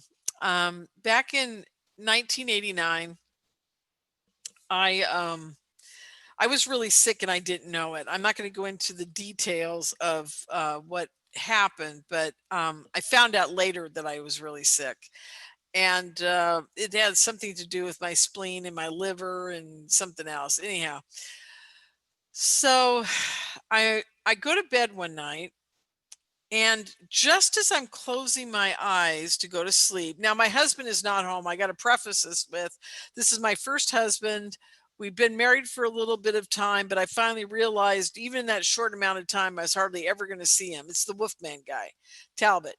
Anyhow, he works like 2 jobs and he's just busy all the time and what have you. And I fall asleep, and it's just as I close my eyes and start to fall asleep, I see a white light kind of by the, through my eyelids, but I open them just a little bit and I see a figure standing by the bed that's almost identical to what you're seeing here on the screen. And he's reaching his arm out, but instead of his hand coming towards me, I see a finger coming towards me, and then my eyes close and I feel a finger being drawn from the top of my head down to the bridge of my nose. And by the time it hits the end of the bridge of my nose, I am in another place. I am in a place with crystal buildings and people, and I can't even explain the love. The love is so profound that there's nothing like it on this planet that humans can perceive. It's love that has nothing to do with sex, nothing to do with the opposite sex, nothing to do with lust, nothing to do with children, nothing to do with a parent's love or a spouse love. It has nothing to do with that. It is so profound. It encompasses like every molecule of your consciousness while you're in this place. And everybody that's there can hear or feel everything you're thinking, and you can feel and hear everything they're thinking. And they don't think the way we think. Even if they had been human and they're there, they don't think that way because they can't, because being there is so different than being in 3D reality. It's like your consciousness is just kind of in a shell of what is a body. And it's fascinating. Anyhow, I went there, and again, they said to me a bunch of things. And the bottom line to the last part of it is they said, sorry about the lights going off and on, but I'm on a timer, and I have a friend here and he just turned them back on again. Okay. Thank God. Yay. Yeah. Or I'd be sitting here in the dark for the rest of the show. Anyhow, so I'm really happy there. I don't want to come back. They're talking about sending me back. And I go, well, didn't I just die? Don't I get to stay here? I thought I died. And I thought, God, that was an angel by the bed. He's taking me to heaven, that kind of thing. So I get there and they said, no, you've got to go back. I said, no, I don't want to go back. I want to stay here. I want to stay here with you guys. And I think my grandmother was there that had died recently, and a whole bunch of my friends, and Bob was there. And I'm like, I'm not doing this. And they said, no, you're going back. And they said, you've got work to do. Again, you've got work to do. And I'm like, no. And the next thing I know, I am again in my bed, in my body, and my body feels like it's on fire, and it feels heavy, and I can't move. And I'm like, I weighed 110 pounds then. I was a professional dancer at the time, and moving was no issue for me then. And it felt like someone had taken concrete and poured it in me, and I could not move. And it was just horrific.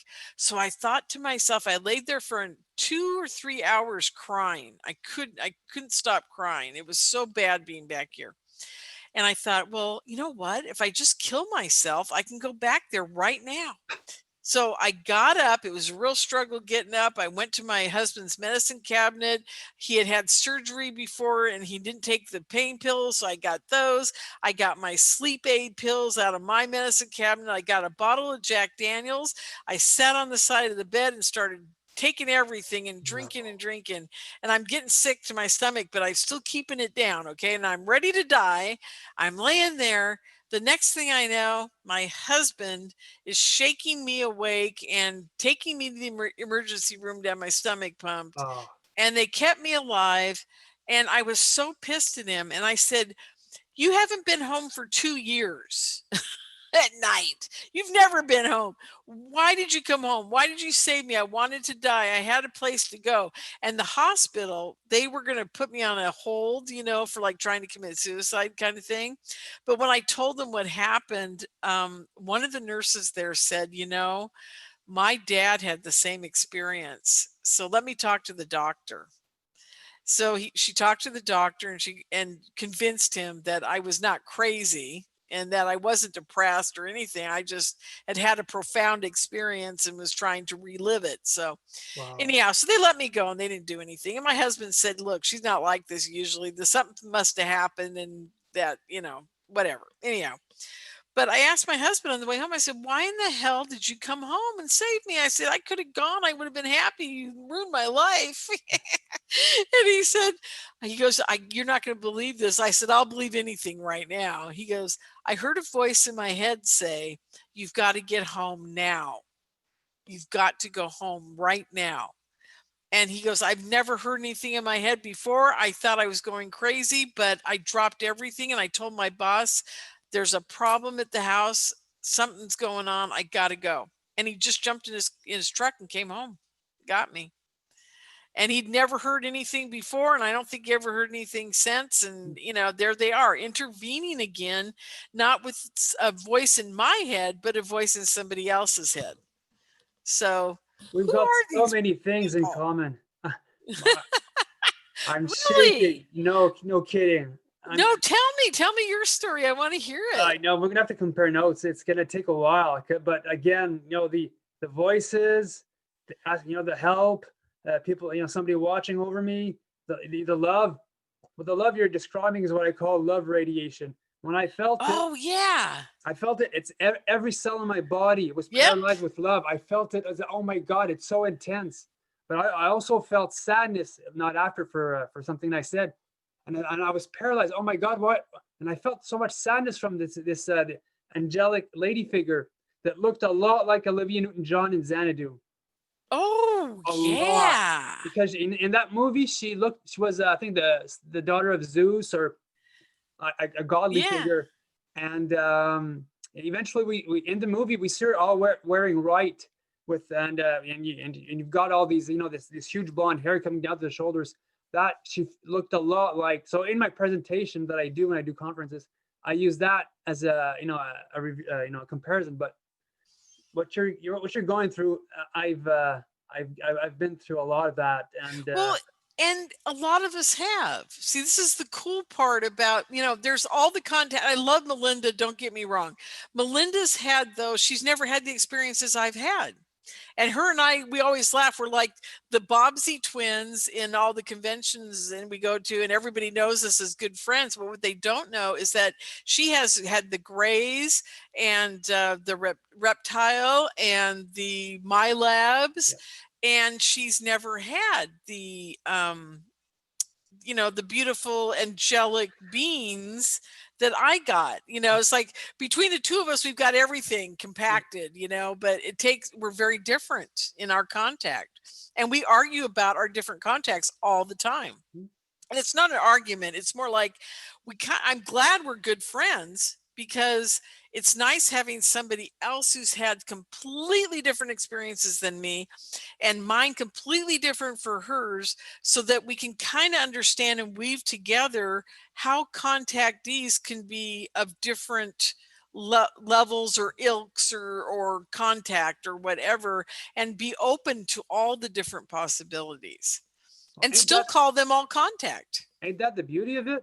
Yeah. That these people have so many different stories, and these stories enrich our lives. That and they're so profound. They are. Yeah. Every one of us who've had any of it, it's like I have so much respect for what Melinda's gone through. And I know there are days she's asked me a question like, what was the love like? She goes, I never got that kind of thing. She goes, the closest I came to it was when they presented me with my children and I was able to love them, and they were able to give me a feeling of love back. She goes, it was very profound.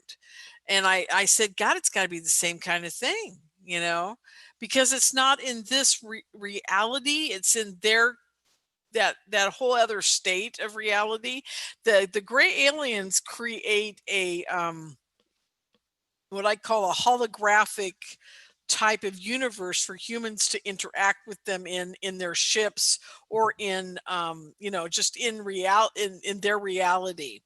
And and this is an interesting story. I had a guy that worked for the Nixon administration. It's a long story. I'm going to just tell you guys the end of it, because it just gets so long.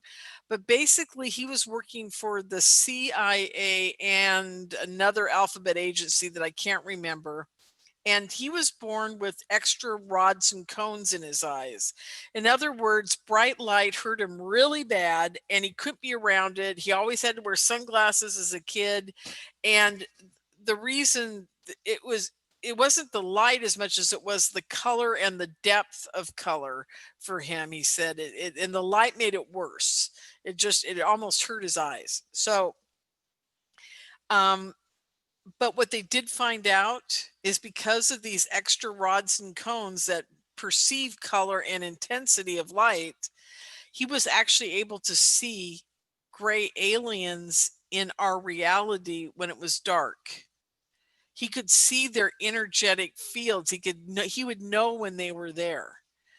And he always told me this. He goes, Lorien, the aliens are with us all the time. They're around us all the time. He goes, the problem is it's another dimension that's like a half a dimension over from our space, because if they didn't want to be here observing us, I could not see them. Okay, they'd be in another dimension where we have no perception thereof. Okay, we can't even get to that frequency. But the grays seem to like to observe us, and they stay in this place that's halfway between their dimension and our dimension. And if you have the right ability, if you've been turned on by them properly, if they've done something to you physically, you can perceive them quite more frequently and quite more often than anybody else has even had contact. There's special things they tweak you with. Anyhow, the reason I bring this up is because he said, when you go on a ship with them, it's not necessarily a ship. Think of it as a holodeck on the Starship Enterprise. Because what they're doing is they're taking you into something that may be only the size of a 3-foot cylinder, but they can create within their conscious space and your conscious space, being in that other slightly off dimension, the appearance of a 500-foot square football field. And you could have 25 other people in that football field, but they're all within a 3-foot cylinder themselves, Okay. and you're all interacting, and you're on different parts of the planet Okay. interacting in this 500 square foot football field in a slightly different dimension. So you could be laying in your bed and know that you're being contacted and that you're actually in that 500 foot square ship, and you are on that ship, but you aren't. It's Okay. you're in two places at the same time. Mm. So this explains a lot of people who say, "Oh, I know I'm being taken. I know I'm being taken," but their spouse says no, they were just frozen next to them in the bed. Yeah. So who knows? I don't know if this is all true, but I trust this guy and I think he was onto something. Mm. Interesting though, but yeah, well, either the soul's out of the body, and what what the other person's perceiving is the the physical. Right. So, huh, Yeah. okay. Well, anyhow, I just thought I'd Yeah, throw that out there. Another little tidbit. bit, Whether it's real or not is another whole issue. But yeah, I'd love to hear sometime about your place of love. You got to come on my show now. yeah. Well, I just came. Yeah, I was on Misha's show 2 weeks ago, so that would be awesome. Yeah, no, I'll definitely book you. We'll do that right after this. Yeah. That'd be great. Let's see what else is good. Oh, you know what? There's no time today to go into this. Okay. This is when I met all the super soldiers, and my life completely changed for another. Oh my God! This is another whole show. If you want to do it Yes. sometime, we can do part 2. Yeah, I'd love to. Yeah, let's see. Okay, let me Oh. get through all this. Oh Oh yeah. yes. Yeah. Okay. I wanted to talk about this. This is the very kind of the end of my presentation. It's about the downloads that I had. I told you I had 3 major downloads. I was laying in bed about 2 years ago now, and there's this place right between awake and asleep that I communicate with my ETs. I've told them I don't want people showing up in my room. I don't want any of this craziness. I can't deal with it. I don't have time, right? And so they started showing up as little visions or something when I started to wake up. And they got more intense sometimes they'd be less, sometimes they don't happen for a long time.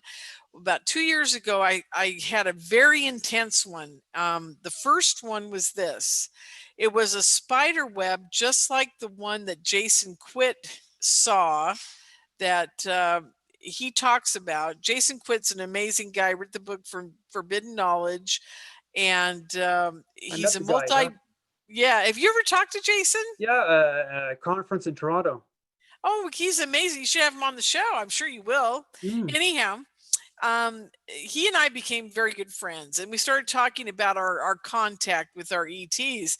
And his ETs are all interdimensional beings too. He doesn't get the grays and the whatever. He did get one gray one time. He told us to leave him alone and never came back. So thank God for that. But anyhow, he had a vision once of a big spider web. Well, I didn't know about this at the time. Okay, this was before he and I really got into details about what was going on with us. And so I'm using him as an example, but I'm laying in bed. The first vision is a big spider web, and it comes zooming at me in the darkness, and it's glowing this silver and gold that's undescribable. I can't even describe it to people. That's what this web is made out of. But inside of this gold and silver webbing are words, and the words are like conspiracy, JFK, UFOs, aliens, love, time travel, knowledge, conspiracy. I mean, there's words about everything I'm involved in, all the different aspects of it, all the synonyms of it, all the opposite words of it. Everything is all interwoven into this gold and silver, and it becomes, instead of a word, it becomes like a concept to me of these different types of energies that come off of consciousness, meditation, love, assassination, evil. I mean, they all become this big knowing that that is what the cosmos, the universe is made of, and we're living it here on this planet in little micro bits, because that's all we can handle is little micro bits within our life. Okay.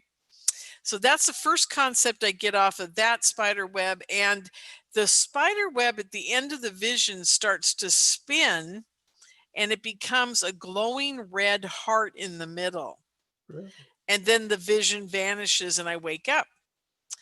Then about 2 weeks later or a month later, something like that, the second vision starts. It's the same as the first vision. I get the spider web coming out of the darkness. I get all the words. I get the feeling. The middle spins into a glowing red heart. And then they start telling me, and their last parting words on the first vision was, it's all connected. Okay. I always get these like little 3-word zingers when they're about ready to leave, just kind of summarizing why they're giving it to me. And that first one was, it's all connected. So now what happens with the second time is the spider web in the middle where the heart is turns into the cover of his book, what the alien is holding in his hand. It's kind of like a what do they call that? I can't remember the word. It's a triangle, a square, and a circle all together spinning, and it becomes a torrid. I think in the end it became a torrid, like the donut. Okay. And then it started spewing out hearts.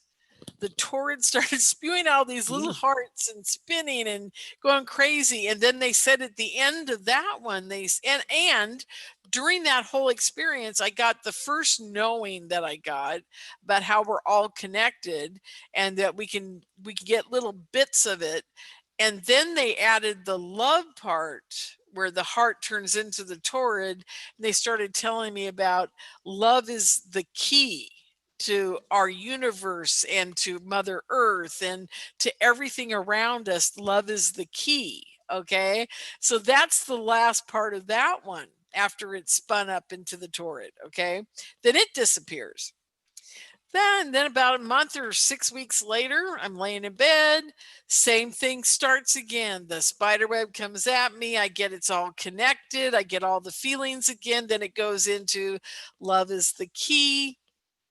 And then the next part starts where it starts the whole spider web and everything folds into itself and creates this kind of like I'm looking at a bag, a knit bag down the opening of the bag.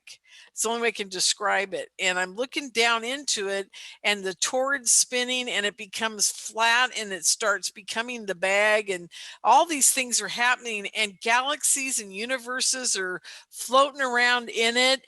And then at the end, I get this feeling that time is eternal. And we're talking, the whole thing turns into this time lesson. Okay. And then they say at the very end of this, time travel is the answer. And I'm like, okay, it's all connected. Love is the key, but time travel is the answer. And I'm like, okay, what does that mean? Well, the interesting part about what it meant to me is that 2 days before this vision, I had decided to put on my first time travel conference.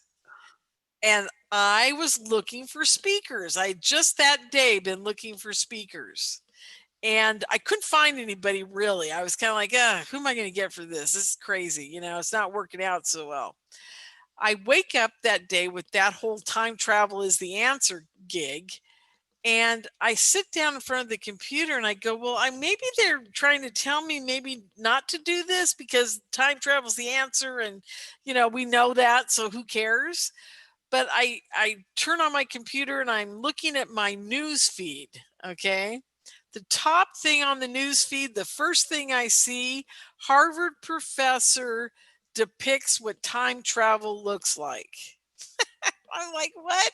So I grab the image, and that image you see right there on the bottom is exactly what I saw, but I was looking into it instead of the side view.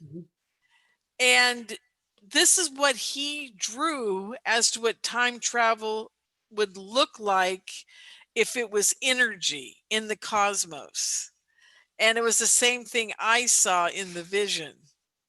So I never did contact him. I tried to reach him, but whatever, gave up finally and never had him speak. But I just thought it was fascinating that his vision of it was the same as mine. Or maybe I was, popping into his vision, or maybe the aliens gave him the same vision. Who knows? But I thought it was fascinating.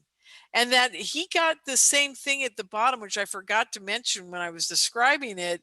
It looked like a giant wormhole to infinity on that white part there at the bottom. Okay. So anyhow, just thought it was fun to share that with you guys. That's amazing. Yeah, those are Really? my last set of downloads. So Okay. Wow, I'm amazed. I'm envious actually that you've been having so many like psychic experiences. I've had a few, but they were profound. But yours is really something. Now it's as if you're being, I can't really say moved around, but you're being influenced somehow. oh, I'm definitely being influenced. I mean, I don't even have a choice in the matter anymore.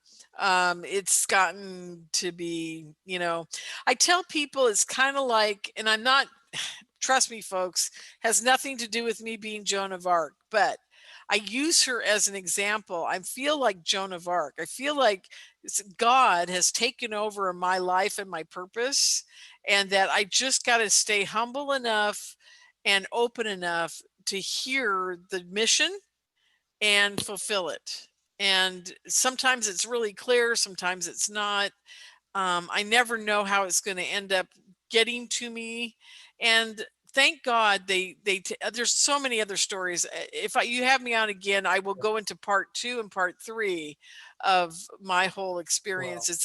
Wow. This actually could be a 6-hour presentation. So I've done it in 3, but it could be 6. I mean, because I even cut out stuff out of this, and there's only 12 slides, Yeah. and I could go on for 6 hours telling people about this, because part 2 is very intriguing. It's where we have to start facing the dark side of what God wants us to know. Okay. Because you can't do these missions from God. I love the Blues Brothers. The next time I do this presentation, I'm putting that whole scene where the nun floats down the staircase, and then you see them in the car and they go, "We're on a mission from God." Because that's really what it all boils down to. Yeah. We're on a mission from somebody being Yeah. here, and it could be just your higher self. True. You could be God. I believe we all are a little Yeah, we're mini divine. God. Yeah. Yeah, the divine Wow. entities running around. So Yes, I'd love to have you on for part 2 of. I'm always interested into the SSP, the secret space program, oh, super soldiers. So if you got stuff on that, I'd I be like do. I do. excited. Yeah. I don't have a ton on the secret space program. I know it's absolutely real, though. I can Okay. tell you that. And I'll tell you why in the next presentation Sure. about why I believe it's real. Okay. Well, we've been at Okay. this for 2 hours. Imagine that. Have we? I felt like about 2 hours. Yeah. Yeah. So So yeah, okay, we could call it a night. So Lorien, thanks for coming on. You're truly divine. You've got an awesome story. You're definitely psychic. Something's going on with you, and yeah. you've got higher ups protecting you. So God bless you. You're amazing. Yeah, well, thank you, Yannick, for letting me tell my story, because my story is not like all the other Yeah. contactees, but I am having contact. We're still trying to figure out who they are, because, if they're angels, then great. Then maybe we should start just including the angels in that whole contactee list, right? Hmm. Give them a chance, Yeah. just because they're not bobblehead grays, as Melinda calls them. Yeah. That's true. Oh, God. Well, So thank you so much for having me. I really appreciate it. thanks so much. God bless. And for those watching, hope you enjoyed tonight's show. I'll see you guys next time, and more experience interviews coming up. So thanks everyone, and take care. Bye. Bye.